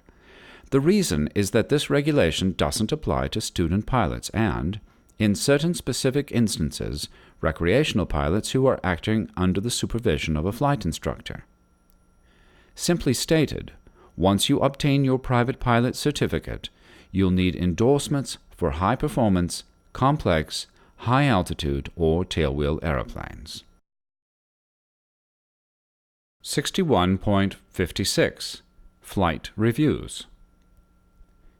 Have you ever wondered just how long your pilot certificate, as opposed to your medical certificate, is valid? Well, it's technically valid forever. That's right. A private pilot certificate never expires. But having a certificate and being able to act as PIC of an airplane are two different things. In addition to having a pilot certificate, you need to meet a few additional requirements to act as PIC of an airplane. To act as pilot in command, you must have had a flight review within the preceding 24 calendar months. Just as with the medical, the clock starts on the month following the month in which the review takes place. If you take a flight review on April 19, 1996, this review is valid through April 30th, 1998. May 1st, 1996 to April 30th, 1998 is 24 calendar months. Of course, you can take as many flight reviews as you like, whenever you like. Each one resets the clock and gives you another 24 months of pilot life. Since it takes place every 2 years, this is sometimes referred to as a biennial flight review, or BFR. The purpose of the flight review is to ensure that you are still in possession of the basic piloting skills needed to fly safely. Flight reviews consist of a refresher on Part 91 of the regulations and the necessary flight maneuvers to convince the instructor giving you the review that you know what you're doing. A minimum of 1 hour of flight training and 1 hour of ground training is required for this review. Since the purpose of the flight review is to determine your level of flight skill and ground knowledge, taking any check ride for a new certificate or rating automatically counts as a flight review. If you complete one or more phases of an FAA-sponsored Pilot Proficiency Award program, sometimes referred to as the WINGS program, this also counts as a flight review. Keep one more thing in mind about the flight review. It's applicable for anything you're certified to fly. Suppose you're certificated to fly helicopters, airplanes, hot air balloons, and gliders. You decide to take your flight review in a glider. Does this flight review apply to the other category and class of aircraft in which you're rated? Yes, it does. You don't have to take a flight review in each individual category and class of aircraft. This means you can pass a BFR in a balloon and be legal to fly an airplane, even if you haven't touched one in 18 years. Remember Rod's rule of rules. It doesn't have to make sense. Just follow it. Sorry, but you can't take a flight review in a single-place airplane. There was a time when a flight instructor could observe you from the ground as you flew in a single-place airplane overhead. Flight instructors often considered this the safest flight review they could give. Well, let's see now. Many years ago, Rod had a crusty pilot show up for a flight review in a 4-place airplane with 3 of the 4 seats yanked out. He tried to convince Rod to give him a flight review by observing him from the ground. No dice. When Rod asked why he took his seats out, the reply was, "Flight instructors make me nervous." Rod wondered if he ever had one. If you feel nervous about taking a flight review, find some comfort in this thought. You can't fail a flight review. You might not pass immediately, but you can't fail. There's no provision for marking a failure in your logbook. In other words, the instructor doesn't use an enormous red pen to indelibly write in a pilot's logbook, and I quote, "Bob has miserably failed his flight review. He's only half the man he should be." End quote. If at first you don't succeed, try again. The concept here is that the flight review is an educational experience, not a punitive one. One time I gave a flight review to a fellow in a Citabria, a taildragger. He hadn't flown in quite a while, so his first landing was a thriller. He smacked the ground and started swerving down the runway. After swerving for a few hundred feet, the tower called and said, "3-2 Bravo, do you need some assistance, or perhaps you'd like a little music?" We continued practicing until he became proficient, and then I signed him off. 61.57 Recent Flight Experience. Pilot in Command. A flight review gets you PIC privileges, but the FAA thinks you ought to do a bit more to be entitled to carry passengers. The FAA assumes passengers are innocent and trusting souls, unschooled in the ways of aviation, and thus dependent on the pilot. More often than not, this is true. If you want to take a passenger flying, you must have recent experience in the particular category and class of aircraft you intend to fly. Welcome to the recency rule. The FAA states that to act as PIC while carrying passengers, you must have made, within the preceding 90 days, at least 3 takeoffs and landings as the sole manipulator of the flight controls in the same category, class, and type, if a type rating is required, of aircraft you intend to fly. Yes, it is possible to have more takeoffs than landings logged, or vice versa. Remember earlier that I said PIC designation can change at any time. If you go flying with a pilot friend, she could make a takeoff and you could make a landing. Each gets the appropriate credit. Suppose you have only 2 takeoffs and landings logged within the preceding 90 days. You aren't current to carry passengers until you log 1 more takeoff and landing. Simply go out, do 1 more takeoff and landing, log it, then invite your passengers into the aeroplane. This is where tact becomes an asset. I do not recommend saying, "Hey, you guys wait here, I'm going to go out and get current, and then I'll come back and pick you up." That's one of those declarations that makes people suddenly remember they left the water running at their summer home 150 miles away, and they need to go and deal with it immediately. Either get current before having friends join you at the airport, or be creative. A bestseller is, "Let me go burn off some fuel so there will be more room for your luggage." They don't know that the luggage doesn't go in the fuel tank. Touch-and-go landings in a tricycle gear airplane are acceptable for meeting the daytime recent experience requirements. If, however, you are planning on flying a taildragger, the landings must be made to a full stop. The reason is that the FAA doesn't consider a taildragger to have stopped flying until it has come to a complete rest. Of course, if you obtained your recent experience in a tailwheel airplane, this automatically applies to a tricycle gear airplane. Recent experience at night. The recency rule has a dark side, literally. There is a separate recency rule if you want to carry passengers on night flights. Nighttime, for the purpose of passenger currency, begins 1 hour after sunset, when it's good and dark, and ends 1 hour before sunrise, while it is still dark.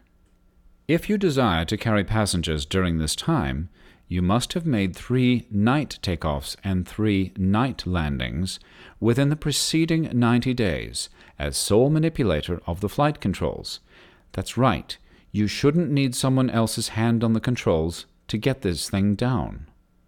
Once again, this must be done in the same category and class of aircraft in which you intend to carry passengers. Suppose you're flying with passengers and are not night current. Its official sunset is 1800, that's 6 o'clock. What's the latest time you can legally carry these folks? You can carry them up to but not beyond 1900, in other words, 7 o'clock. You should be on the ground by 1900. Your only recourse is to land, deplane the passengers, do 3 takeoffs and landings, log it, and spend the rest of the time convincing your passengers why they should get back in the aeroplane. You might try the fuel and baggage explanation again, or suggest you were sweeping the airspace for aliens. All landings for night currency must be done to a full stop. Touch and goes don't count. Perhaps to make up for the extra imposition, you'll be happy to know that if you're legal to carry night flight passengers, you're also current for daylight flight with human company. It makes sense that if you can land at night, you most certainly can land during the day. However, this doesn't work the other way around. One of Rod's students was having trouble landing smoothly at night. When asked, "Hey, Bubby, how come you can't land smoothly at night?" he replied, "Because dark air has less lift in it than white air." Rod made $5 on that answer. 61.60. Change of address. You've won the lottery and bought a big new house. You filed a change of address card to tell everyone from Aunt Mildred to the people who send you the mail-order catalogs for rubber duckies. The one notification you're most likely to forget is the FAA. Unfortunately, your right to fly as PIC expires 30 days after the move, unless you've told the FAA where you'll be headed. Simply send a postcard or anything else with your new address to FAA, Airman Certification Branch, P.O. Box 25082, Oklahoma City, Oklahoma, 73125. I'll read that for you again. FAA, Airman Certification Branch, P.O. Box 25082, Oklahoma City, Oklahoma, 73125. Whatever you do, don't send them your logbook, your pilot certificate, or a picture of you in a U-Haul moving van en route to your new place. FAR 61.87. Solo requirements for student pilots. Nothing is more exciting than soloing an airplane. Your first command. My flight instructor took me by complete surprise when I first soloed. I simply didn't expect it. He pulled out my logbook and signed it, along with my student pilot certificate. Glancing over at me, he gave his typical pre-solo speech, and I quote, "Remember, it will be lighter with me out of the plane, and it will want to climb faster." End quote. I was so nervous I thought he said, and I quote, "Revenger, it grills my ladder. It will help extinguish the pain, and you'll turn to crime faster." End quote. I figured this was some sort of cryptic pre-solo benediction, and waited for the secret handshake that never came. My instructor shut the door, saluted, mentioned something about insurance deductibles, and motioned me on. It would have been real quiet in there, except for the loud pounding sound. I thought it was the flight guru trying to get back in. It was my heart trying to get out. Smart heart. Solo flight time was not created just to give your instructor a rest, though it accomplishes that worthwhile function. It's primarily a confidence-building exercise. This is why regulations presently require a minimum of 40 hours total flight time with a minimum of 20 hours of flight training, sometimes called dual instruction with your flight instructor, and 10 hours of solo flight training. That's by yourself, in preparation for the private pilot certificate. Flying alone, dependent only upon yourself, builds tremendous self-reliance. Several things must be accomplished before you solo. First, your instructor must give you all the instruction required by the appropriate parts of FAR 61.87. This is the basic knowledge required to competently handle a single-engine airplane in solo flight. You must also take a pre-solo written test. Unlike the FAA knowledge exam, this is a rather informal exam consisting of approximately 20 questions designed by your instructor to test your understanding of the aeroplane and pertinent regulations. 2 administrative acts must be accomplished by your instructor before you can take to the sky for solo flight. First, your logbook must be endorsed for the specific make and model of aeroplane you'll solo. You cannot fly a different make and model unless your instructor makes the appropriate endorsement on your certificate. Once you've been soloed, can you continue to fly without being under the supervision of your instructor? No way. Instructors are required to endorse your logbook, not your student certificate, for solo every 90 days. Being kicked out of the nest means you must return to the nest at least once every 3 months for an endorsement. Most instructors require that you keep them informed of all your solo flying activities. They seldom let you fly without some form of supervision. If you desire to fly solo at night, your instructor must provide you with the flight training listed in FAR 61.87. He or she must also endorse your logbook as per the appropriate parts of FAR 61.87. Keep in mind that student pilot certificates are only good for 24 calendar months.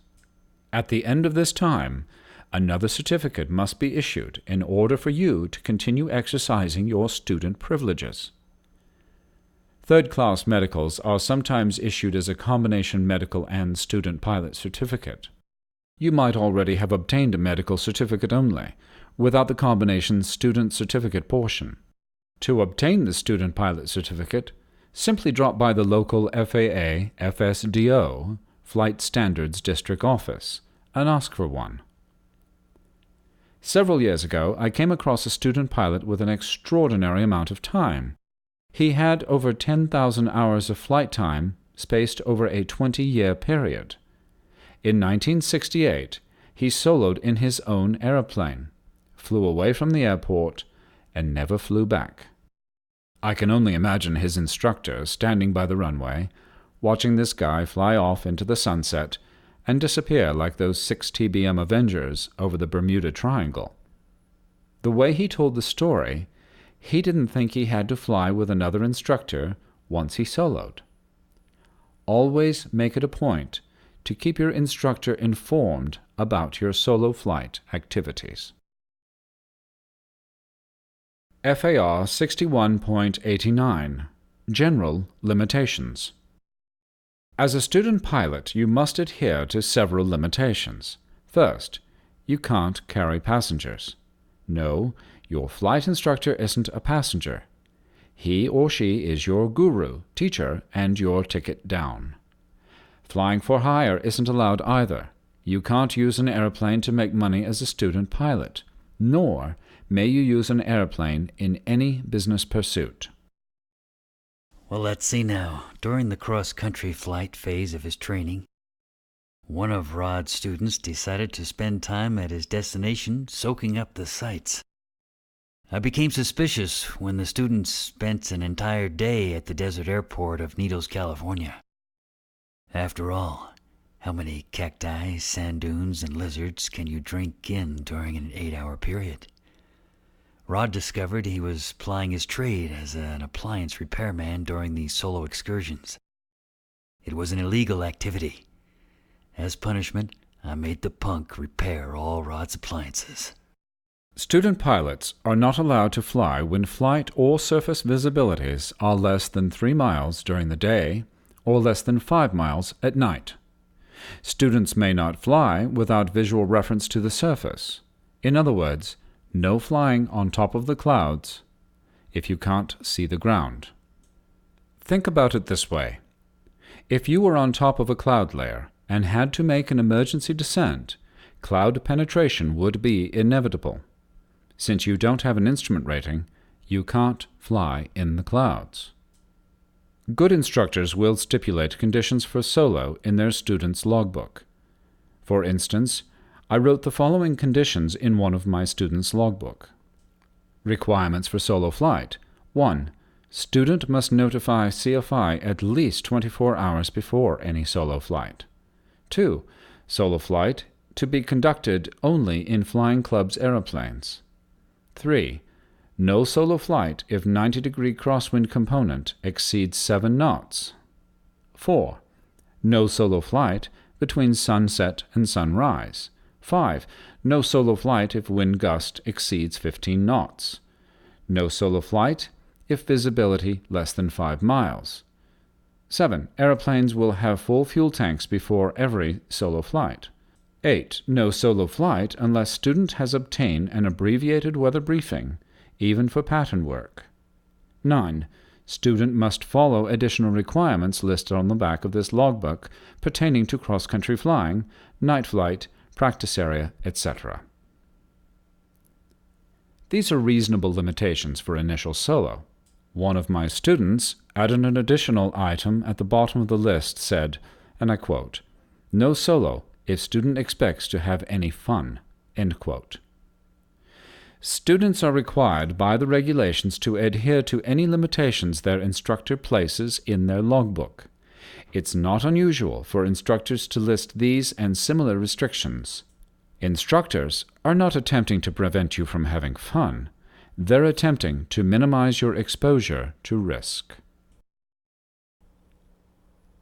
FAR 61.93 Solo Cross-Country Flight Requirements.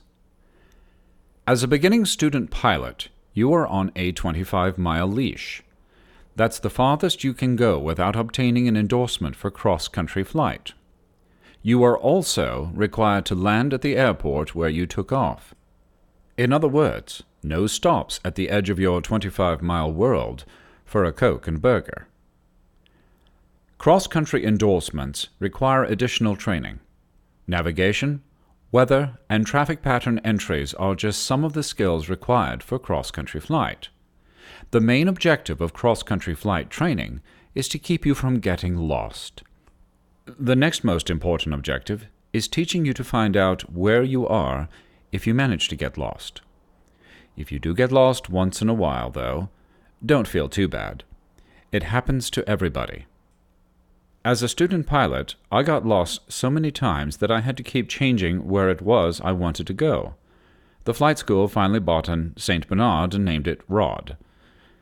With proper training, you'll have no problem finding your way around. There is provision in the regulations that allows a student pilot to practice solo takeoffs and landings at another airport without having a cross-country endorsement. If the airport is within 25 nautical miles of the departure airport at which instruction is received, the instructor can endorse your logbook for these solo landings. The only requirement is that the instructor must determine that you are competent and proficient to make takeoffs and landings at that airport. To do this, the instructor must fly with you prior to authorizing this activity and must endorse your logbook. This is the only time you, as a solo student, can land at another airport, other than the point of departure, without a solo cross-country endorsement. A solo cross-country endorsement on your student pilot certificate is not carte blanche authorization to fly when and where you wish. Before any cross-country flight, you'll need to have your flight planning checked by an instructor. This can be any flight instructor, not just the one from whom you're taking flight instruction. Simply present your flight planning for the proposed cross-country flight to an instructor. He or she will examine it, make sure it contains proper headings, checkpoints, fuel consumption figures, and several other important items. Then the instructor will endorse your logbook for that specific flight. This endorsement usually states that you can make the flight safely as planned. In the endorsement, instructors can also specify conditions which must be followed. One time, I stipulated in a logbook that a student should return to his home base if clouds were present over a mountain range notorious for its cloud buildups. I knew that clouds, in this instance, meant a little more turbulence than he could comfortably handle. Remember, these individual endorsements are made in the student's logbook for every cross-country flight. They are not made on your student pilot certificate. A cross-country endorsement on your student pilot certificate allows you the additional privilege of making repeated solo cross-country flights. If your instructor approves, You can make repeated solo cross-country flights to an airport within 50 nautical miles from the point of departure. See, your leash is getting longer. You must have been given instruction in both directions over the route, including takeoffs and landings at the away-from-home airport. You must also adhere to any conditions specified by the instructor in the logbook. This privilege is different from solo takeoffs and landings within 25 nautical miles because it requires a cross-country endorsement on your student pilot certificate. Make sure it's a flight instructor who signs off your flight planning. Rod was watching the desk at a flight school many years ago. A student pilot walked in, took a look at a fellow in the corner, walked up to him, and began chatting. Some paperwork exchanged hands. Then the student departed. Rod walked over to the corner and asked, "What did that student want?" Oh, dude, he just wanted me to review his flight planning for a cross-country flight. It looked pretty good to me, so I told him to give it a try. Rod said, "Hey, I didn't know you were a flight instructor." Dude, I'm not. I'm just a student myself. Then how come you signed that other student off for his cross-country flight? Because, like he asked me to. Besides, I learned a few good tips for my next cross-country flight. Rod made $5 on that deal. Try and keep in mind that if you goof up, both you and your instructor will suffer the consequences.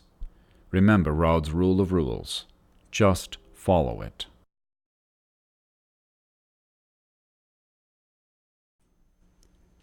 FAR 61.103 Private Pilot Requirements. A minimum age of 16 is required to solo an airplane. For balloons and gliders, the minimum age is 14. Why the difference? Apparently, the FAA perceives the privileges associated with flying gliders and balloons to be less susceptible to problems of immaturity. The risk to others is probably less in a balloon. Even if you were doing bag and goes on a busy street, most people could dive out of the way. I'm being facetious here, but I think you get the point. Private pilot certificates require a minimum age of 16 for glider and balloon pilots and 17 for airplane and helicopter pilots. You must be able to read, speak, write, and understand the English language. Yes, you must be capable of writing English. Apparently, those flight plans written in Tagalog or Swahili are real showstoppers on your private pilot check ride. You need to pass a knowledge examination before you can take a flight check for the private pilot certificate. A grade of 70% is the minimum to pass. The knowledge exam is good for 2 years from the date the test is taken. If you don't take your flight test before this deadline, you'll have to retake the knowledge exam. When I first went to the FAA to take the knowledge exam for my airline transport pilot certificate, I had a little fun with the private pilot applicants in the room. I had been teaching ground school and had access to a large, 6-foot, wooden E6B type computer, basically a round slide rule for those of you who have not yet encountered this instrument of torture. I walked in for the examination. The lady behind the desk took one look at the thing and said, "No way." I said, "Yes way." She called Mr. Allen, the FAA chief. He said, "Good golly, I'd like to see the airplane that goes with this." They eventually let me take it in the room. As I walked in, I could immediately tell who all the private pilot applicants were. A few of them dropped their jaws and said, "Wow, I'm going to have to get me one of those." FAR 61.109 Flight Experience. In preparation for the private pilot certificate, certain minimum flight requirements must be met. First, you must meet the basic aviation knowledge requirements found in FAR 61.107. These minimums specify the aeronautical knowledge required to make you an educated pilot. The FAA requires a minimum of 40 hours total flight time to be eligible for the private certificate. This must include a minimum of 20 hours of flight training, that's with an instructor, and 10 hours solo flight training, that's time alone in the airplane. Realistically, most people take anywhere from 45 to 70 hours of total time to obtain their certificates. This varies depending on where the training occurs. If you learn to fly in Los Angeles, for instance, you will probably need a few extra hours of preparation. LA is a beautiful place during a ceasefire, but it's also one of the most complicated, crowded, and communication-intensive chunks of airspace in the country. The dual flight time must include 3 hours of cross-country instruction and 3 hours of night instruction with 10 takeoffs and landings, and 1 night cross-country flight of over 100 nautical miles total distance. At least 3 of the 20 hours of dual time must be used in preparing you for the flight test within 60 days prior to that test. Additionally, you'll need 3 hours of instrument instruction. This is where the instructor clamps a plastic device to your head and limits your vision to the instrument panel. The 10 hours of solo time must include at least 3 solo takeoffs and landings to a full stop at an airport with an operating control tower. Writers of the regulations are interested in exposing you to control tower operations before you get your pilot certificate.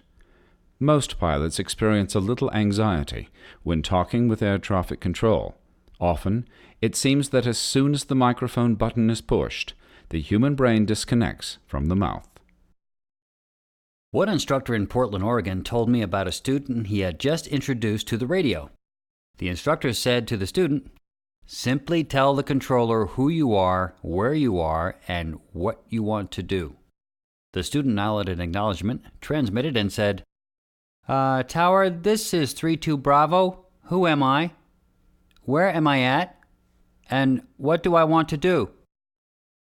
A calm came over the tower, and a voice said, "Well, 32 Bravo, we give up. You stumped us." Find solace in knowing that everyone has trouble understanding tower controllers at first, but soon you'll become used to their staccato speech and special aviation language. A minimum of 5 hours of solo cross-country flight time is also required for the private pilot certificate. To count as cross-country flight time for this certificate, there must be a landing at an airport that's at least a straight-line distance of more than 50 nautical miles away from the original departure airport. In other words, there can be numerous stops between these two airports, but the distance between them must be more than 50 nautical miles. As part of this 5-hour solo cross-country flight requirement, you must make one solo cross-country flight that's at least 150 nautical miles in total length. Full-stop landings are required at a minimum of 3 points, and one segment of the flight must consist of a straight-line distance of at least 50 nautical miles between the takeoff and landing locations. This is unofficially known as the Big Cross Country. Note that some of the requirements state specifically more than 50 nautical miles, while others use the phrase at least 50 nautical miles.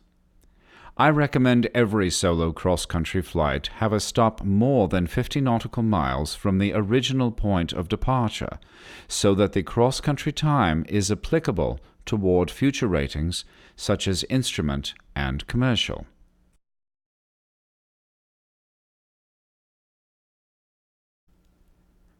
FAR 61.113 Private Pilot Privileges and Limitations. Pilot in Command. Drachmas, yen, shillings, moolah, bucks, dinero. What do all of these have in common? All are forms of legal tender, which can be exchanged for goods or services. If the service happens to be the piloting of an airplane, then it's a dream come true for most pilots. Not unreasonably, the FAA rules are both specific and demanding about the training, experience, and capabilities of anyone who hopes to fly for hire. Many pilots, unfamiliar with the rules governing flights for hire, have created damaging blotches on their otherwise spotless aviation records. It's a blotch that can keep you from having a career in aviation, or limit how far your career will go. Before ever exchanging a nickel for your services as a pilot in command, know and follow the rules about flying for hire. A private pilot certificate allows you to do two things: fly without supervision and carry passengers. Notice I didn't say anything about carrying paying passengers. You may not act as pilot in command of an aircraft carrying passengers or property for compensation or hire, nor may you, for compensation or hire, act as pilot in command. It all boils down to this: furthering your economic interest by transporting passengers or property smacks of a commercial flight operation. There is only one exception which allows a private pilot to act as PIC while carrying passengers who exchange money for the flight. If the flight is sponsored by a charitable organization and the FAA is notified at least 7 days before the event, then passengers may make a donation to the organization for the flight. This private pilot must have logged 200 hours of flight time. No aerobatic or formation flights are allowed, and the flight must be made under VFR conditions during the day. Several other FAR requirements exist here. Refer to the complete text of FAR 61.113 for more information. Private pilots may, for compensation or hire, act as pilot in command of an aircraft in connection with any business or employment if the flight is only incidental to that business or employment and the aircraft does not carry passengers or property for compensation or hire. To understand incidental, it's best to think about it in terms of its acronym, which is fundamental. If you cannot conduct your business without the use of your airplane, then it's possible flying is fundamental to your livelihood. Such activity would likely fall under the domain of commercial flying. If flying is subordinate to your business activity as a private pilot, then it is probably not a major enterprise for profit, and a commercial pilot certificate isn't necessary. Flying cargo, property in other words, in your Cessna 150 stretched heavy for compensation or hire is specifically prohibited as a private pilot. Several years ago, a private pilot was operating a dog running business in Southern California. He would fly small animals to a Central California veterinary clinic for specialized medical treatments, and be paid by the doctor for doing so. The local FAA got curious about what was going on in the aeroplane when they heard a downwind call to the tower that went, "Tower, rough, rough, rough, this is rough, rough, rough, 2132, rough, rough, Bravo. We'd like a rough, rough, rough, full stop, over. Rough." Upon landing, his aeroplane sprouted furry creatures of all sizes and shapes. At no time did he believe he was in violation of the FARs, since he didn't consider dogs to be cargo. Dogs are cargo. They are the kind of cargo that comes when you whistle, but cargo nonetheless. He was advised to modify his activity. Let's suppose this pilot didn't accept money, but received pick of the litter as compensation for transporting man's best friend. Would he keep clear of the law? Not likely. According to Webster in his best-selling book, The Dictionary, compensation is defined as anything given or received as an equivalent for services, debt, loss, injury, or suffering. A similar interpretation seems to be held by FAA legal counsel. If you provide the service of transporting persons or property and receive any form of personal gain for doing so, you're probably flying for compensation. This may be money, personal favors, or livestock. Even if you've seen pilots around the airport wearing cardboard signs reading, "I will fly for food," I'm pretty sure a cheeseburger would be considered compensation. Private pilots are allowed to share operating expenses of the flight with the passengers. Specifically, The rule states that a private pilot may not pay less than the pro rata share of the operating expenses of a flight with the passengers, providing the expenses involve only fuel, oil, airport expenditures, or rental fees. An operating expense is not the mortgage on your home or the alimony payments you must pay to keep your ex-spouse from strapping chains on your aeroplane. The FAA is very specific on this point. In a May 1978 letter of clarification, which is still applicable, the FAA said, and I quote, "It remains our opinion that only the direct costs such as gas, oil, landing and parking fees, and the like, are operating expenses of a flight within the meaning of FAR Section 61.113 subparagraph C. That's the FAA's way of saying that if you do pay less than your proportional share of the expenses, they're likely to bust your chops. In the mid-1970s, a Cessna 150 touched down at what was then Orange County Airport in Southern California. This wasn't a normal touchdown. Smack once, smack twice, whoomp, whoomp, whoomp, flapped the gear. The pilot had ground-looped his aeroplane, nearly ripping the right wing off his bird. He had turned his Cessna 150 into a Cessna 75. What was so unusual was when the doors popped open, 2 of his paying passengers could be seen running from the aeroplane. What's interesting about this is that a Cessna 150 only holds a pilot and 1 passenger. The PIC lost his pilot certificate, his plane, and his wife. She divorced him. Had he been a country western singer, he would have made millions, considering the amount of tragedy he experienced. As it was, he never flew again. Take the extra step to ensure your flying activities are legal and above board. If in doubt, talk to your local FAA representative. There's so much to lose by doing it wrong. There's so much more than enough to be gained when it's done right. Part 91, General Operating and Flight Rules. FAR 91.3, Responsibility and Authority of the Pilot in Command. Greetings, Captain, and welcome to FAR 91.3, one of the most powerful regulations in the book. Essentially, it gives you, the pilot of a small airplane, the same authority as the captain of a Boeing 747. The regulation states that you, the pilot in command, are directly responsible for and are the final authority as to the operation of the aircraft. It doesn't get much simpler than that. Declaring an emergency is one of the most important options of this rule. For instance, you might be experiencing engine problems and need tower assistance to clear the runway for landing.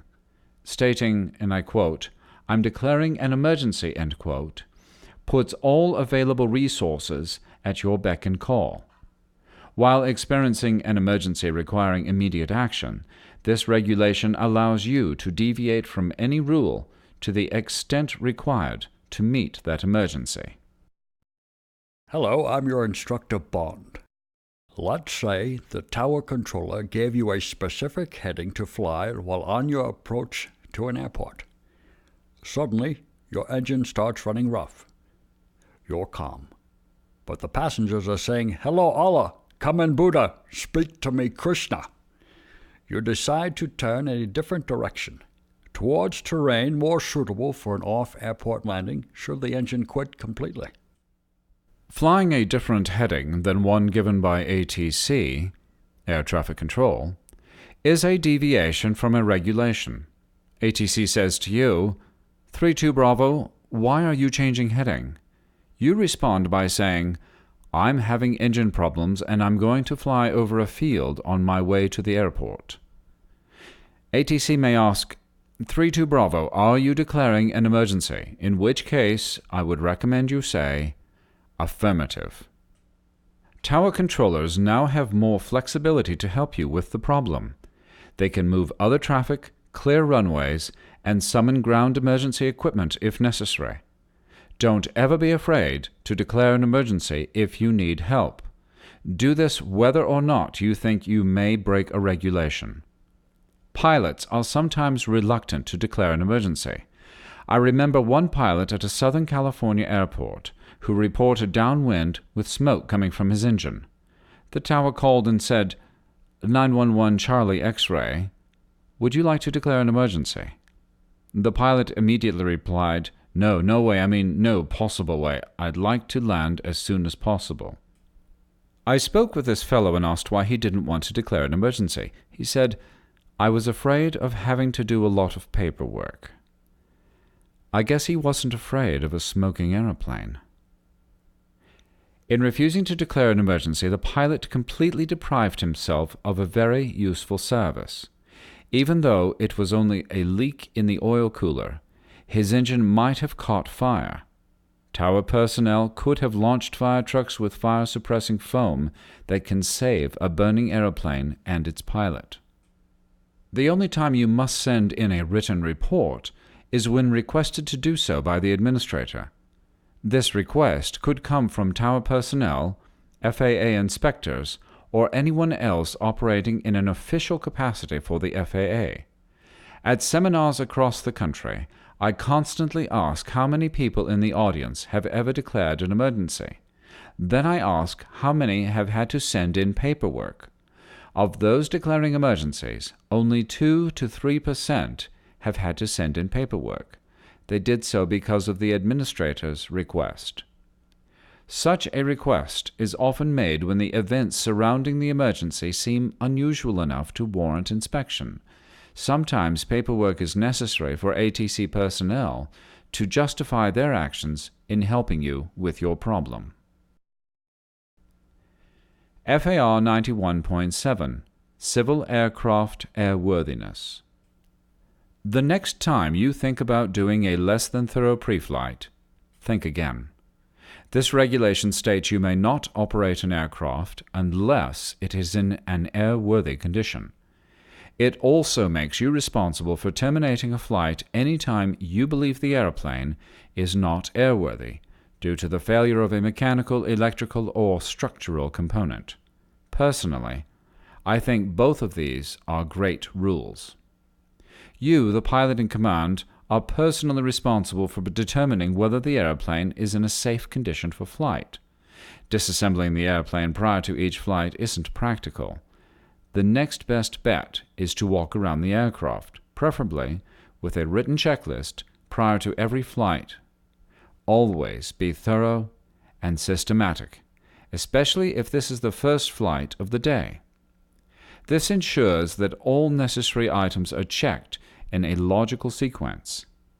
Checklists are provided by the aircraft manufacturer, or they may be constructed and personalized with the help of your flight instructor. A thorough pre-flight is especially important if the aircraft has been stored for an extended period of time.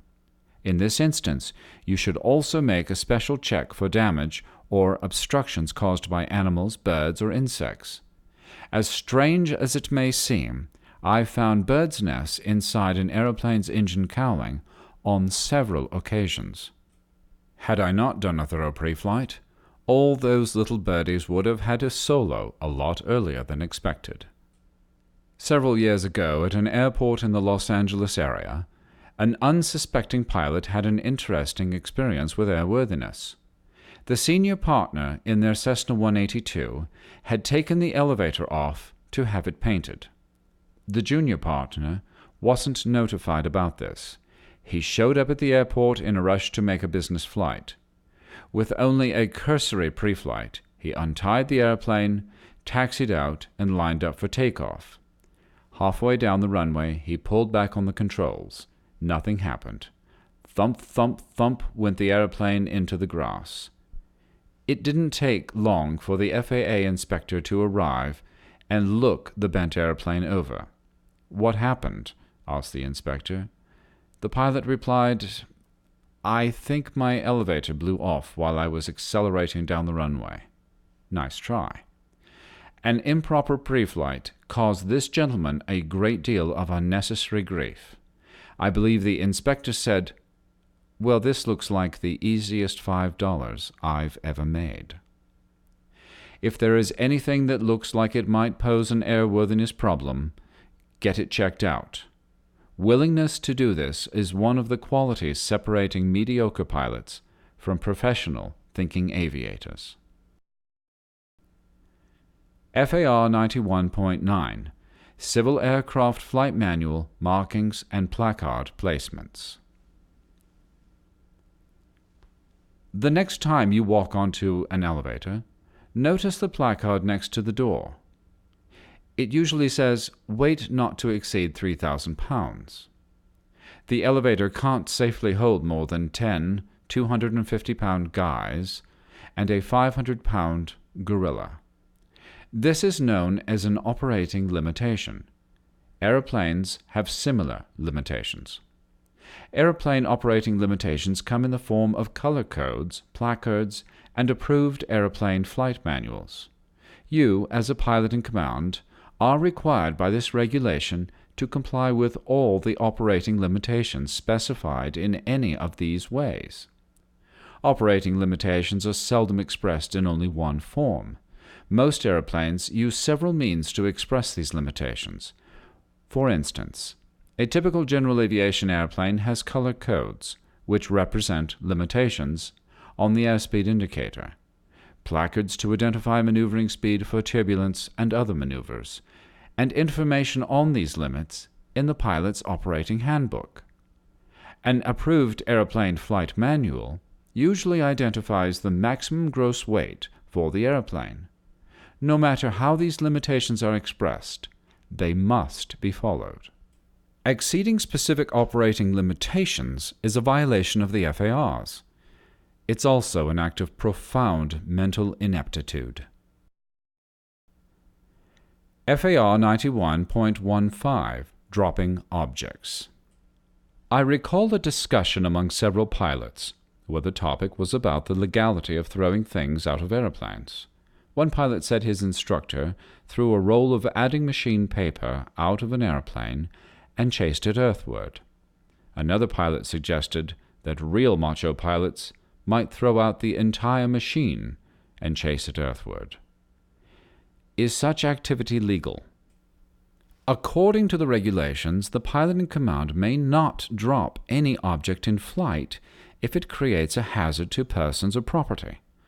Since even a tiny object rapidly accelerates to bullet-like speed and can cause as much damage as a bullet when striking a person, pet, or property, it's pretty hard to argue that tossing anything out of an airplane doesn't at least cause a hazard, whether or not it actually strikes something.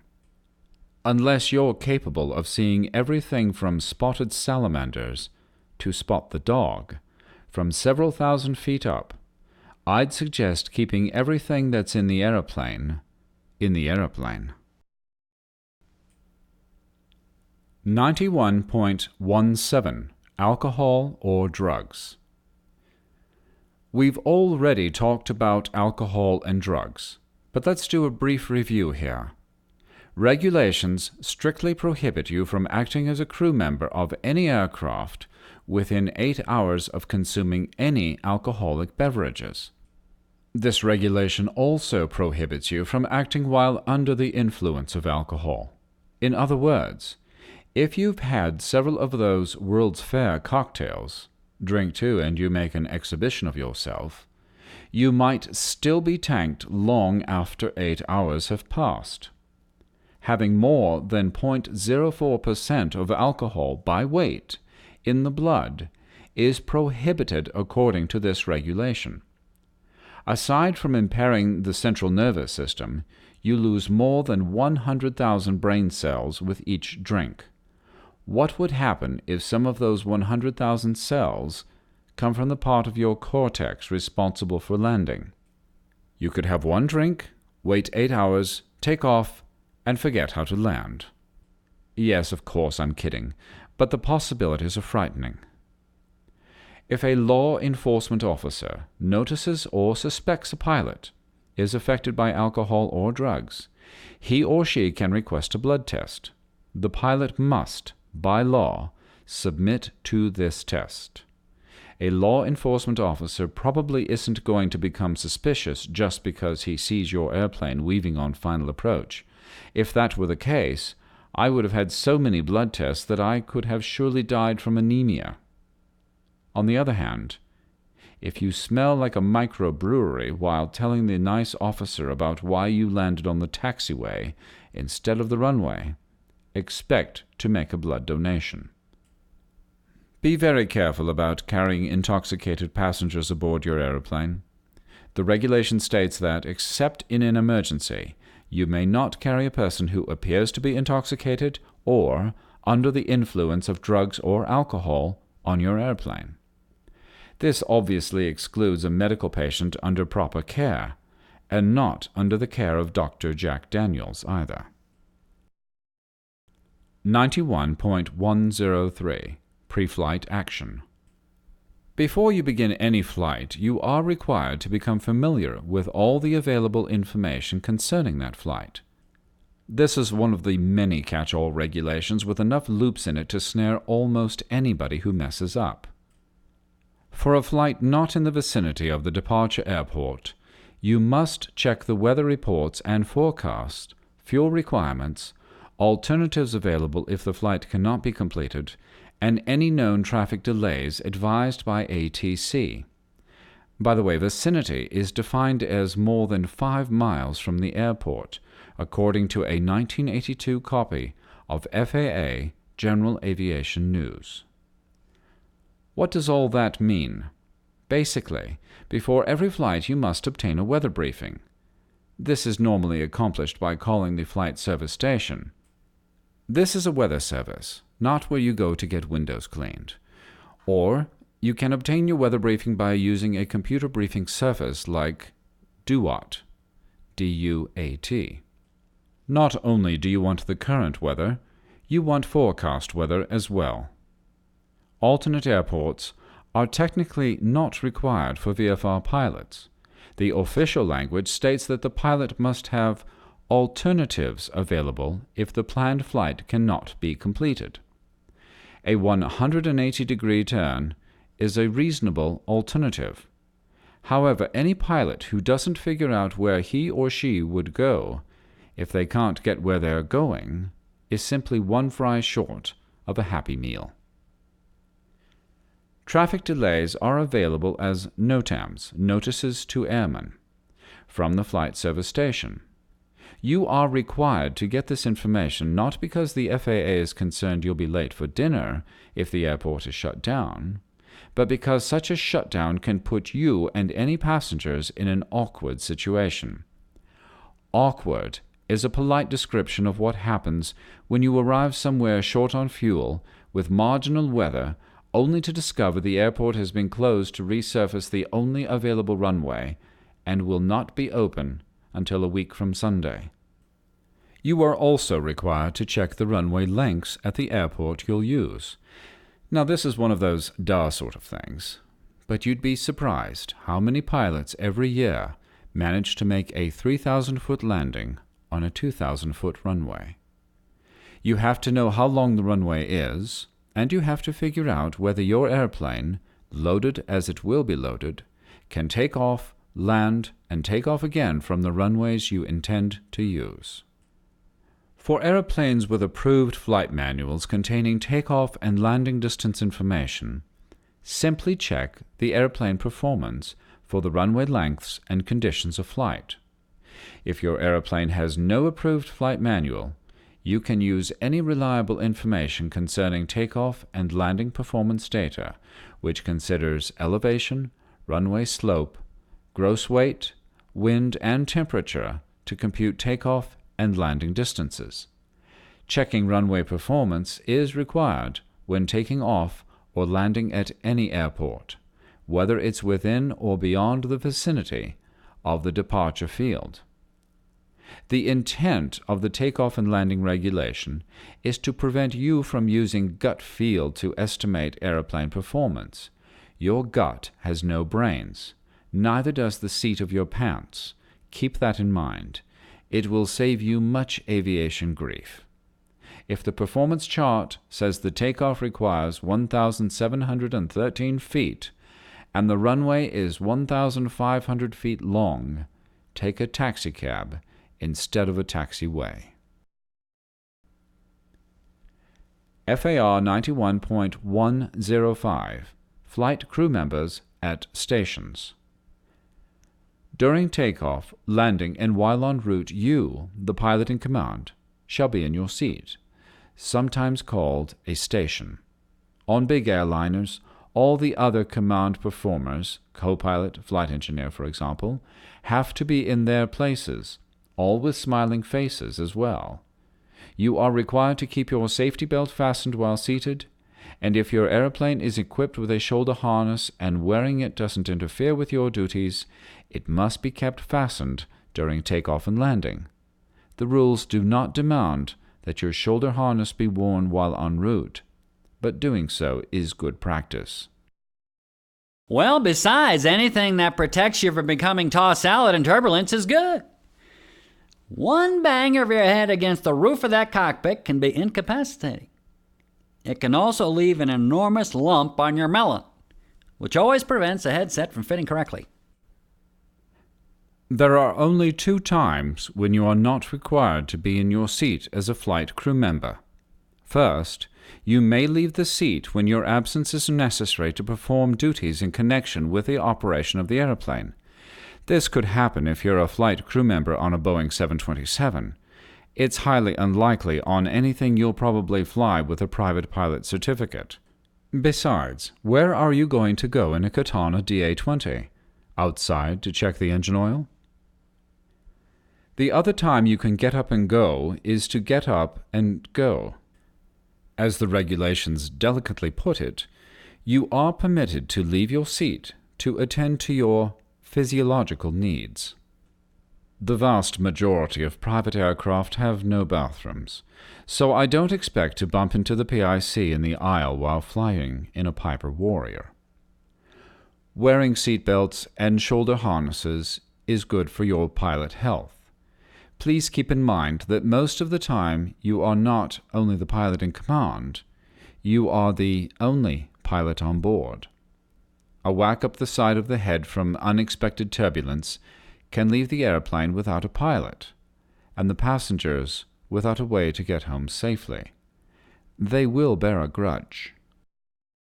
You know, sometimes people feel trapped when strapped in their seats. Rod had one student who was emphatic about not wearing her shoulder harness.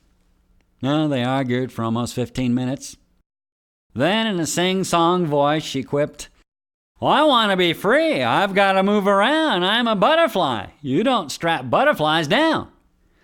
Well, slapping my hand on the forehead, Rod looked at her and said, "If you're a butterfly, then what the heck are you taking flying lessons for?" Well, you know what happened? She buckled up. FAR 91.107 Use of safety belts. What about passengers and seat belts? Prior to takeoff, the PIC is required to brief each passenger on how to fasten and unfasten their seat belt and shoulder harness. Getting into and out of an aviation seatbelt and shoulder harness is not always the most obvious thing in the world. Keep in mind that your passengers are counting on you to keep them safe. Do not assume they know how to operate the seatbelts. You are also required to notify the passengers prior to moving, in other words taxiing, prior to takeoff and landing, to fasten their seatbelts and shoulder harnesses if they are installed. One brand of safety belt requires pulling a lever to unlatch the belt. Several years ago, a young lady went for a ride in an older, open-cockpit biplane, having this unusual belt lock. Her boyfriend strapped her in without showing her how to unlatch the belt. Parking at a refueling stop, he went for a quick snack while she remained strapped in the aeroplane. The gas person, in other words the liquid fuel liberator, was fueling the aeroplane from the top when the gas nozzle stuck. Gasoline rained down on her. Unable to release the belt, she was stuck until her friend returned. She had serious irritation to her mucous membranes.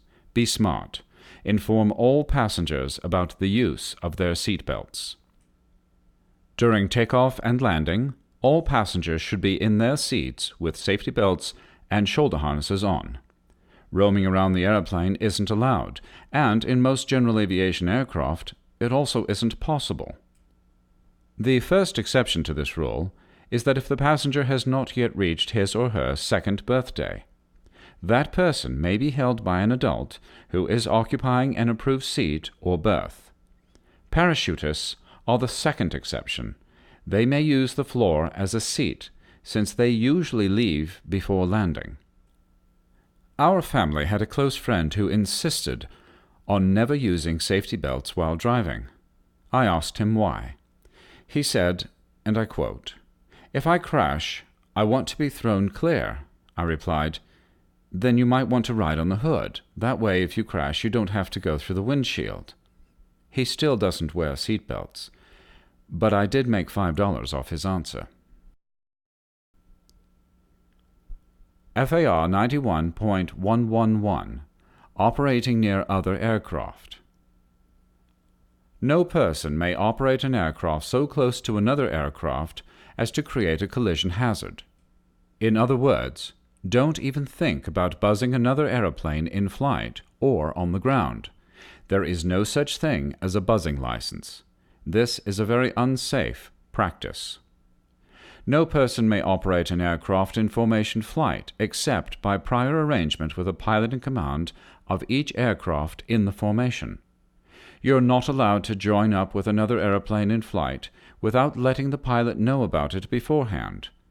Think how jolting it would be to look out your left window and view another pilot waving at you. Hey there, Sammy. Have you ever wondered why you've never seen two passenger-carrying airliners in close formation? It's a little-known fact that this FAA regulation also states that no person may operate an aircraft carrying passengers for hire in formation flight. Nothing would scare me more than having a captain of a jetliner roaming the sky looking for one of his or her buddies to play with. Is that right, Sammy? FAR 91.113 Right-of-way rules, except water operations. Now comes the mother of all rules. This is it, folks, the big one, the whopper of the FAA liturgy. See and avoid. I want you to read and remember, see and avoid. To make a complicated bunch of words easy, the FAA says it is your responsibility above all else to see and avoid aeroplanes and obstacles. If you munch, crunch, or otherwise run into something in the air, the FAA says you're responsible under 91.113 for, and I quote, failure to see and avoid, end quote.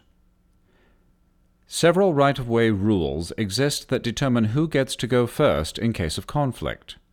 When a pilot must give the right-of-way to another aircraft, that pilot shall give way and may not pass over, under, or ahead of the aircraft unless well clear. Just because you might legally maneuver to avoid an aircraft, you shouldn't return to your original course so quickly that you scare the daylights out of the other pilot. Distress. Remember our discussion a while back about declaring an emergency? Aircraft in distress have the right-of-way over all other air traffic. If you had an engine failure and needed to land, you'd appreciate this rule. It would be quite scary if you called the tower, told them your engine quit, and they said, "Roger 32 Bravo, we can't let you land right now because we're busy." Fortunately, they are not going to say that for two reasons. First, because they really want to help you, and second, because of FAR 91.113. Converging. When aircraft of the same category are converging at approximately the same altitude, except head-on or nearly so, the aircraft to the other's right has the right-of-way. Avoiding collisions while converging is best handled by climbing, descending, maneuvering, or any combination of these. Personally, I prefer to maneuver in such a way that I never lose sight of the converging aeroplane. Aircraft approaching head-on or nearly so shall alter their course to the right to avoid a collision. Even though you may have the right of way, be careful about insisting on it. Pig-headed pilots are a danger to themselves, their passengers, and others in the sky and on the ground. Falling airplane pieces can cause serious damage. Be reasonable, be sensible, and be safe. Aircraft categories. Aircraft of different categories on a converging course offer different right-of-way possibilities. The right-of-way usually belongs to the least maneuverable category of aircraft. For instance, a balloon has the right-of-way over any other category of aircraft. This makes sense, since you can't do steep turns in a balloon to avoid traffic. Balloons just sort of hang in mid-air, hoping no one will hit them. Since no evasive action is possible, balloons have the right-of-way over all other aircraft. A glider has the right-of-way over an airship, airplane, or rotorcraft, and an airship, or blimp, has the right-of-way over an airplane or rotorcraft. However, an aircraft towing or refueling another aircraft has the right-of-way over all other engine-driven aircraft. Don't expect to see a glider towing an airplane. If you do see such a thing, take a picture of it and immediately send it to me. It's worth millions. Overtaking. One aircraft overtaking another presents its own right-of-way solution. The aircraft being overtaken has the right-of-way. The pilot of the overtaking aircraft must alter her course to the right to pass well clear of the slower aircraft. Fortunately, this is one regulation the Goodyear blimp doesn't have to worry about. The only time the blimp worries about this is when it's following a slower, fatter blimp. In this case, the overtaking process may take hours and hours. Landing. Landing presents yet another right-of-way scenario. Aircraft, while on final approach to land or while landing, have the right-of-way over other aircraft in flight or operating on the surface. Pilots should not take advantage of this rule to force an aircraft that has already landed off the runway. When two or more aircraft are approaching an airport for the purpose of landing, the aircraft at the lower altitude has the right-of-way. An alternate way of thinking about this is to consider the right-of-way as belonging to the aeroplane that's most committed to land. Once again, pilots should not take advantage of this rule to cut in front of or overtake another aircraft which is on final approach to land. Now, folks, what Andy was trying to say was, pilots are generally a very courteous group. Unfortunately, a few bad apples exist. Over the years, I've come across a few pilots who were so ornery that they couldn't even get along with dead people. These were the type of folks capable of rubbing entire cities the wrong way. I've actually witnessed two aviators coming to blows over who had the right-of-way in the pattern. Several flight instructors gathered around. No one knew what to do. One instructor actually suggested we jump in and help the bigger guy. Like cats swirling around in a heated frenzy, they eventually climbed into the airplanes and flew off to lick their wounds. That's a good policy never to insist on the right-of-way. Take it if it's yours, but demanding it is a dangerous business. You see, Gomer, you'll be a better man if you think of all of us working together to achieve a common cause. FAR 91.115 Right-of-Way Rules, Water Operations. If you're landing a seaplane, you're required to keep clear of all vessels and avoid impeding their navigation.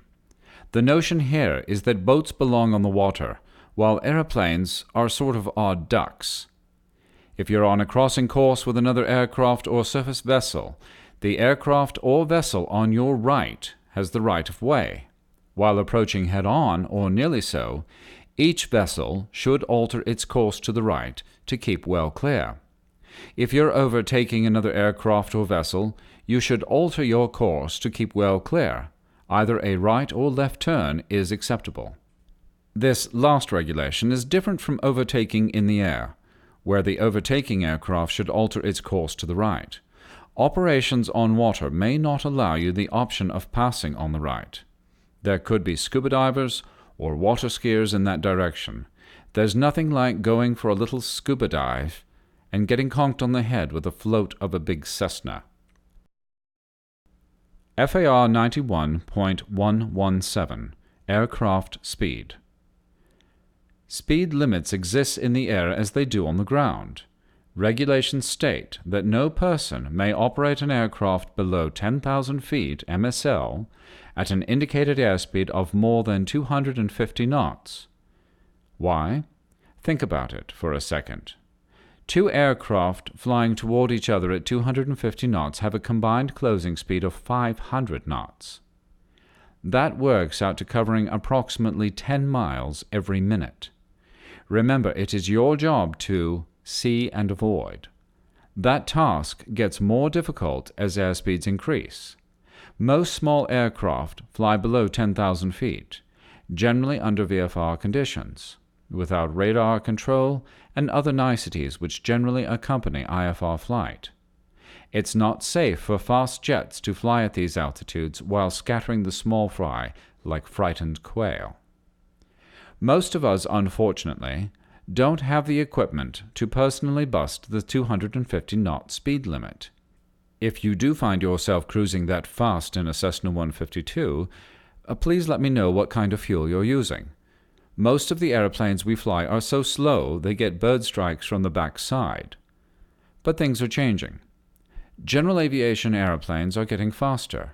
It won't be long before you'll be passing 747s on every flight.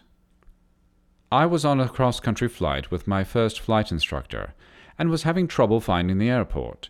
I looked over at him and said, "I can't find the airport." He replied, "Could it be where all those airplanes are flying over there?" I said, "That's just what they'd expect me to think." Of course, where there are airports, there are usually aeroplanes, meaning the sky is busy. Therefore, no person may operate an aircraft at or below 2,500 feet above the surface, within 4 nautical miles of the primary airport in Class C or Class D airspace, at an indicated airspeed of more than 200 knots. 200 knots equates to 230 miles per hour. Class C or D airspace is a cylindrical-shaped area around airports having an operational control tower. We'll be talking more about aerospace structure in Chapter 9. These areas are more likely to be occupied by a wide variety of aircraft. A 200-knot speed restriction makes it easier for aircraft intending to take off and land to see and avoid each other. This regulation doesn't apply to any operations within Class B airspace. Class B airspace is a special type of airspace shaped somewhat like an inverted wedding cake. It's designed to keep aircraft, usually the larger ones, under tighter control while landing or taking off at a very busy primary airport. Within Class B airspace, the speed limit is 250 knots. Underneath the lateral limits of this airspace, however, the speed limit is 200 knots. Many aircraft try to avoid Class B airspace, which means they're likely to be found at its outskirts, making the lower limit a prudent one. Well, let's see now. Some airplanes are just plain fast. The SR-71 Blackbird is one of the most impressive airplanes of this type. Diane, one of Rod's trusty editors, who was also a radar controller in Houston, told him about a call she got from an SR-71. Seems the pilot had a Texas twang and said, Ma'am, this Blackbird 431 Charlie. We want to go to Beale Air Force Base. And ma'am, we don't do turns or windows. What he was really saying is the aircraft moves so fast that one turn could put them in a different time zone. FAR 91.119 Minimum Safe Altitudes. The rules designate certain minimum altitudes which you must maintain under given circumstances.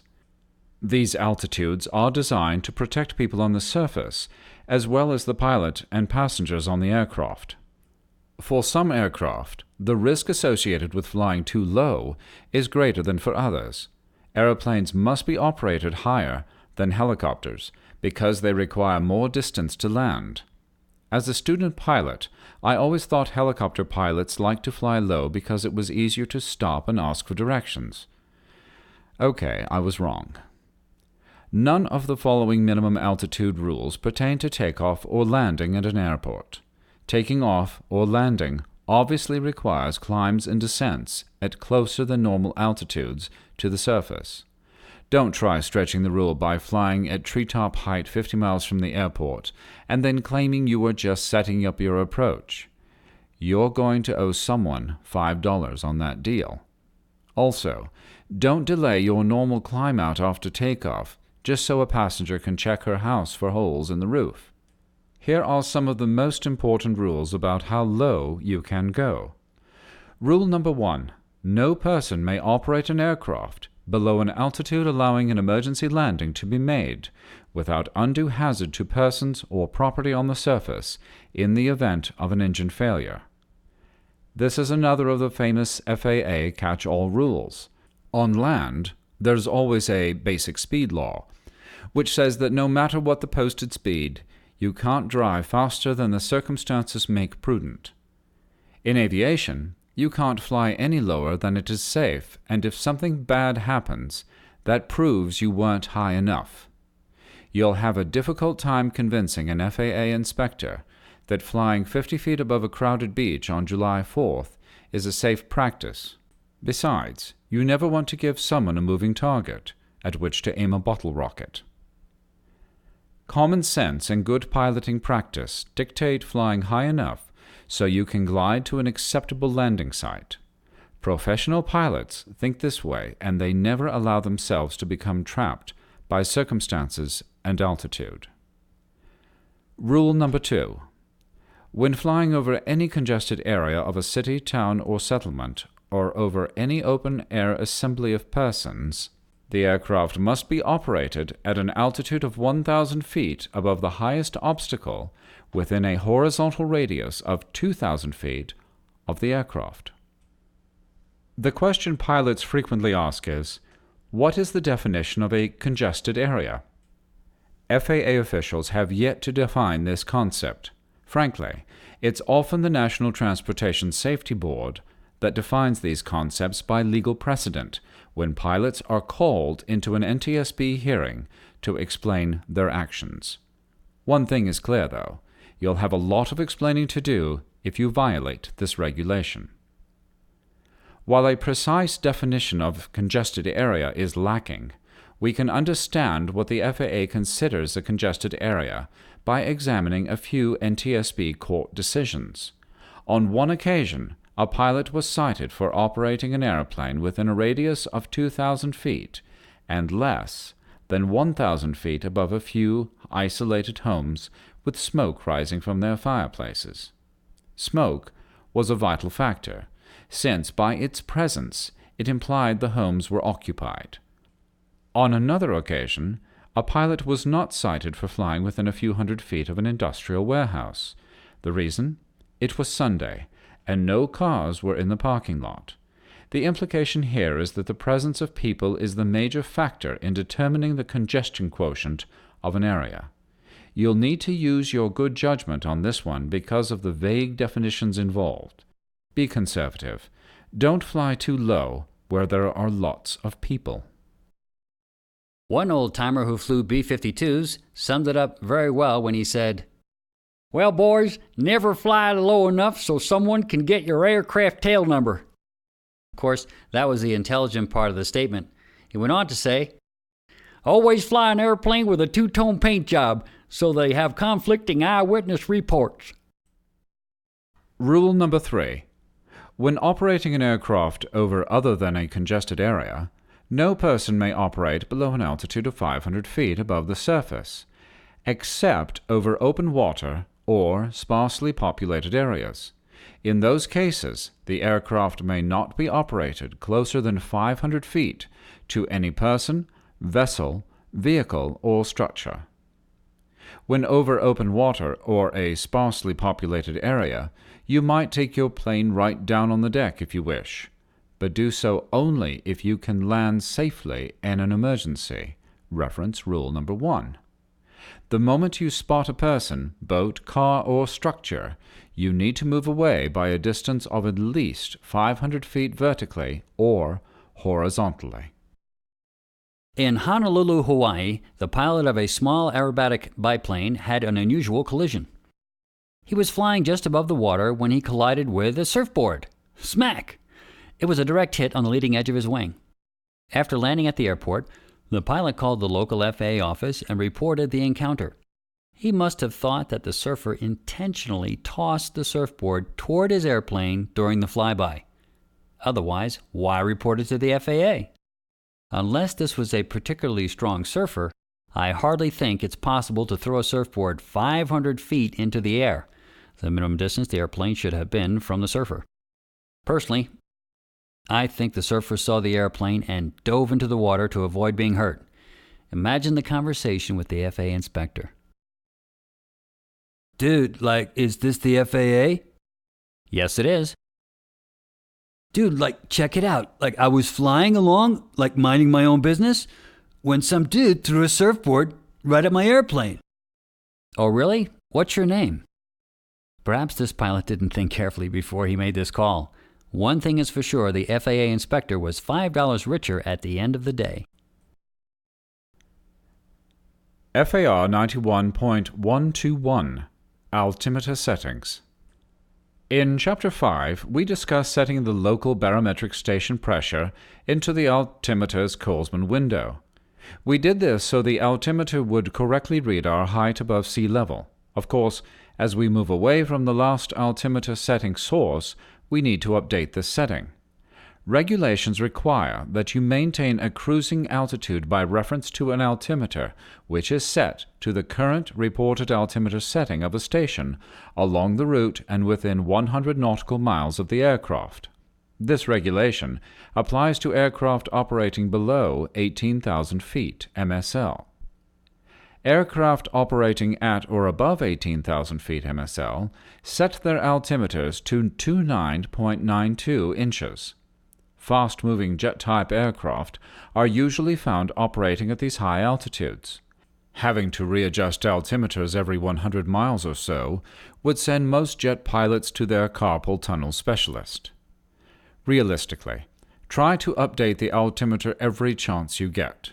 This prevents altimeter errors and keeps pilots safely separated by using the same barometric pressure source.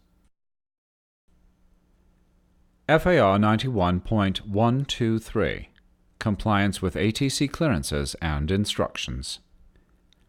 This regulation states that when an ATC clearance has been obtained, no pilot may deviate from that clearance unless an amended clearance is obtained, an emergency exists, or in response to a traffic alert and collision avoidance system resolution advisory. Like many adolescents, some pilots have trouble with the concept of authority. They hate to admit someone else has the right to control their actions. In the case of air traffic control, the authority is clear. Your job is learning how to follow directions. ATC clearances are authorizations to proceed under specific traffic conditions in controlled airspace. These clearances come in all sizes and shapes. Most commonly, they are headings to fly. When receiving VFR vectors from ATC, it's not unusual to be given a heading that puts you on a collision course with a cloud. Since ATC radar can't see clouds and VFR pilots are prohibited from flying into clouds, what do you do if you find yourself being vectored toward one?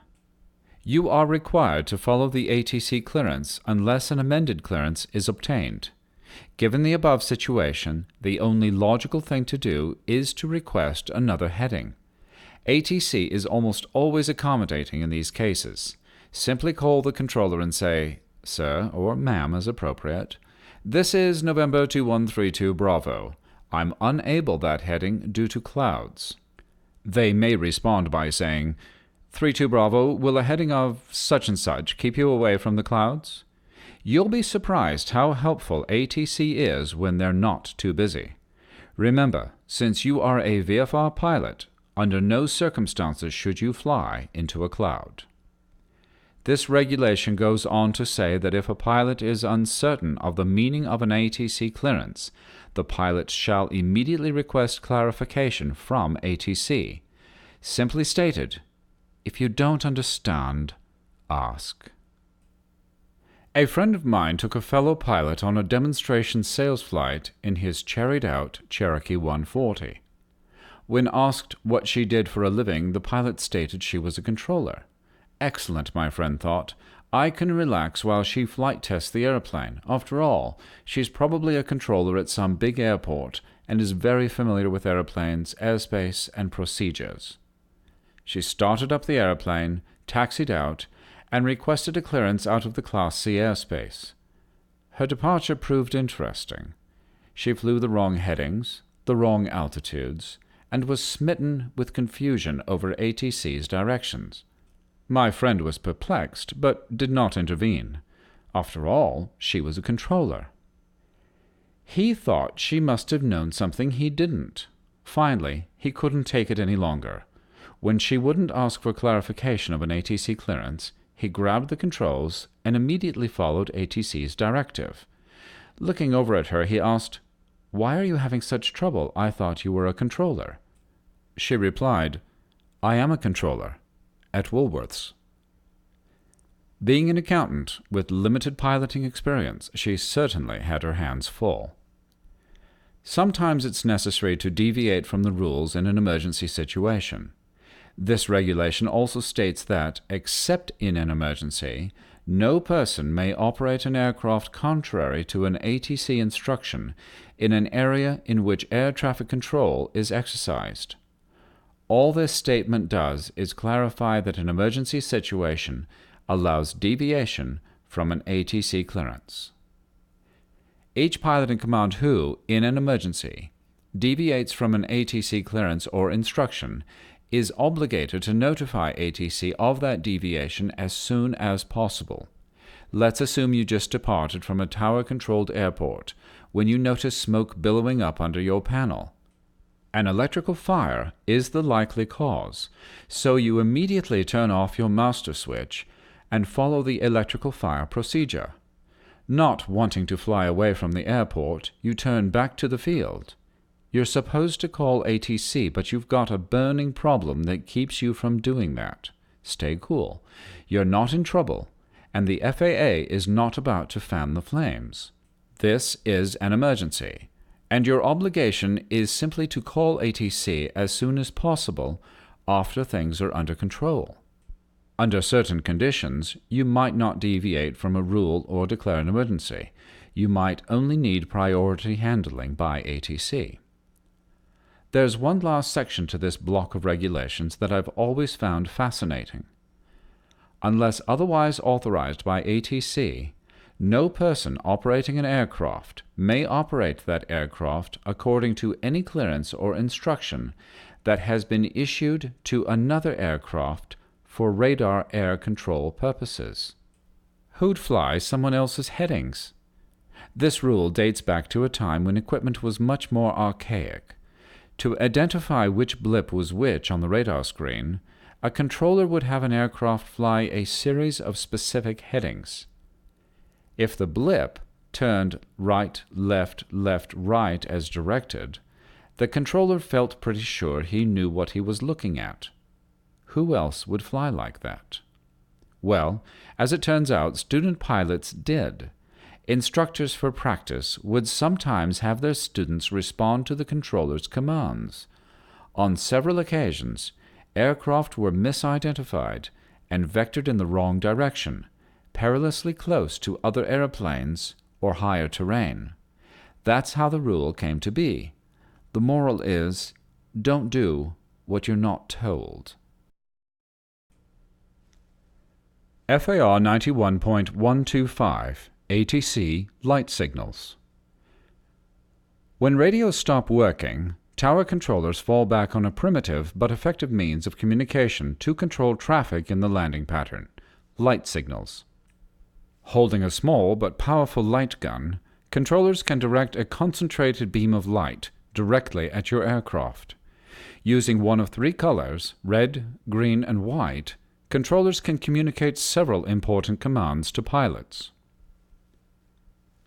Light signals in the air. If your radio fails under VFR conditions, simply enter the traffic pattern at a tower-controlled field after observing the flow of traffic. Not going with the flow could result in a few unusual signals from the pilots in the other airplanes. Keep an eye on the tower cab for a light signal. If, while airborne, you receive a steady green light, this means you are cleared to land. Think of a steady green light as being similar to the 3 green landing gear lights on a retractable geared airplane. If they're all indicating green, then it's okay to land. If you saw your 3 green landing gear lights flickering or flashing instead of painting a steady green, you'd probably go around and solve the problem. Likewise, a flashing green light from the tower means you should return for landing, to be followed by a steady green light at the proper time. This is essentially a go-around command. A steady red always means stop. At least that's what it should mean to you at a stoplight. Of course, the only way to stop in the air is to give way to other aircraft and continue circling. Controllers might use this signal if they see you, a non-radio airplane, approaching the traffic pattern and are unable to sequence you into the flow of traffic. They'll hold you in your present position until they can clear you to land. At that time, you'll probably receive a steady green light. Whenever you see a flashing red light in the air, it indicates danger. Think of all those red flashing beacons you see on tall TV towers. Tower controllers send out a flashing red light when the airport is unsafe for landing. The runway could be torn up, there could be a disabled plane on the runway, or perhaps there are deer and antelope at play. Whatever is wrong, the controller is telling you that bad things will happen to your good airplane if you land there. It's time to head for the next closest airport. Alternating red and green lights on the ground or in the air mean exercise extreme caution. There might be another no-radio airplane in the pattern, or there might be wild animals running across the runway. Don't think this can't happen. A fellow pilot in Florida had an alligator crawl onto the runway during landing. I'm not sure what would happen if you hit one of those big guys. Perhaps you'd leave a trail of boots, assorted baggage, and a Gucci belt scattered along the runway. Light signals also apply to surface movement at tower-controlled fields.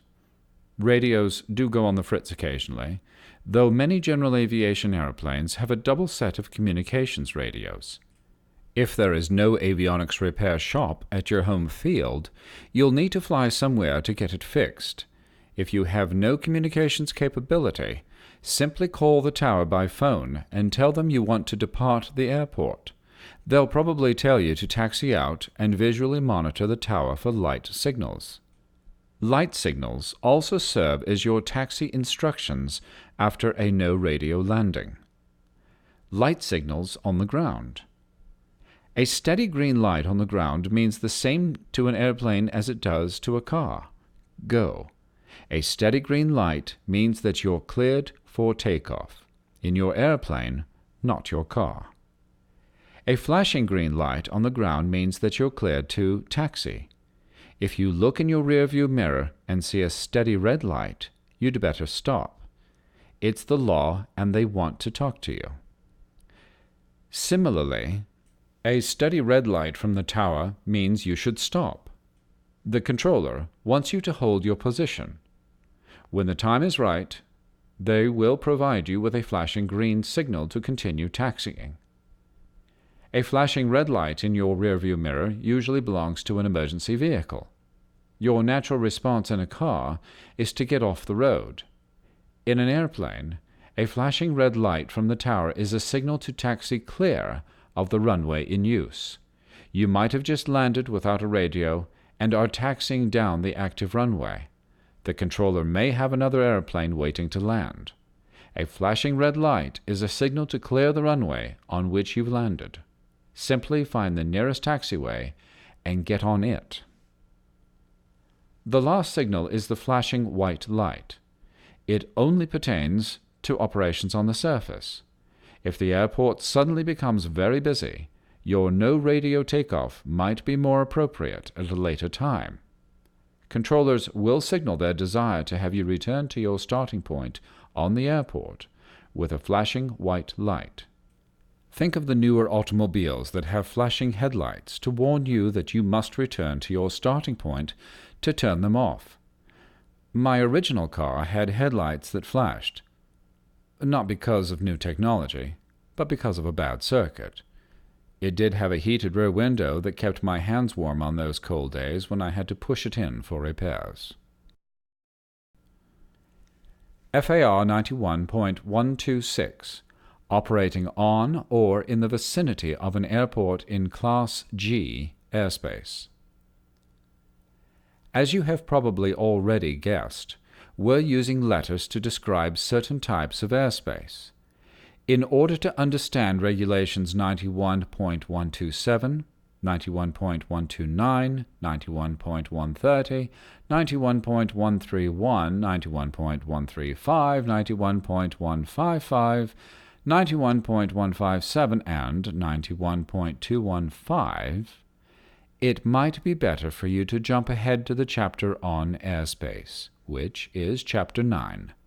You might also choose to skip these regulations and return to them after reading the airspace section. Even though it's not mentioned in the following material, landing at any airport requires a minimum flight visibility and distance from any clouds. These VFR requirements are also described in the airspace chapter. With only a few exceptions, airports lying in Class G and Class E airspace don't have control towers. We won't discuss the exceptions. These airports have been called uncontrolled airports, but can also be described as non-tower airports. Since there are no operating control towers at these airports, pilots must follow specific procedures to prevent bumping into each other.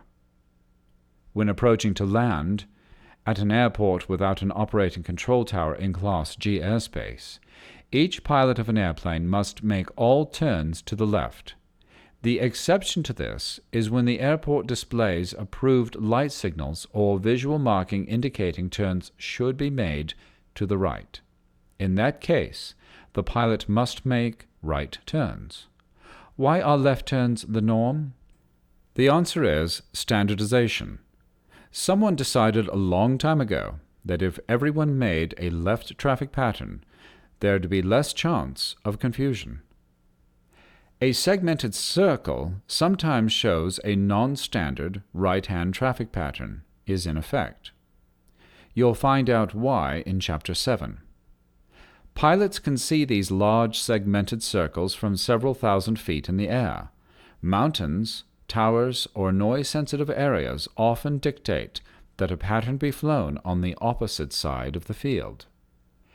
Pilots not flying the correct traffic pattern often cause dramatic adrenaline rushes in those who do. At Corona Airport in Southern California, a pilot entered the traffic pattern the wrong way, opposite 7 other aeroplanes in the left-hand circuit. They scattered like frightened chickens with the colonel close behind. The pilot was probably thinking, "Hey, look at all those guys going the wrong way. What's the matter with them?" Fortunately, he finally got the idea, switched his pattern, and landed. Several new EKG records were set that day. Another part of this regulation requires that all helicopters approaching to land should avoid the flow of fixed-wing traffic. This means you shouldn't see a helicopter at your altitude in the traffic pattern because they usually fly lower and slower. Perhaps this explains why a friend once said that the Bible specifically states that all pilots should fly helicopters. I asked him to quote me the specific passage. He said the Bible clearly states, "Lo, I am with you always." I replied, $5, pay up now. FAR 91.127, operations on or in the vicinity of an airport in Class E airspace. For all practical purposes, this regulation is the same as FAR 91.126 for Class G airspace. Similar to airports within Class G airspace, there are only a few airports lying within Class E airspace that have control towers. Therefore, we won't bother discussing the exceptions.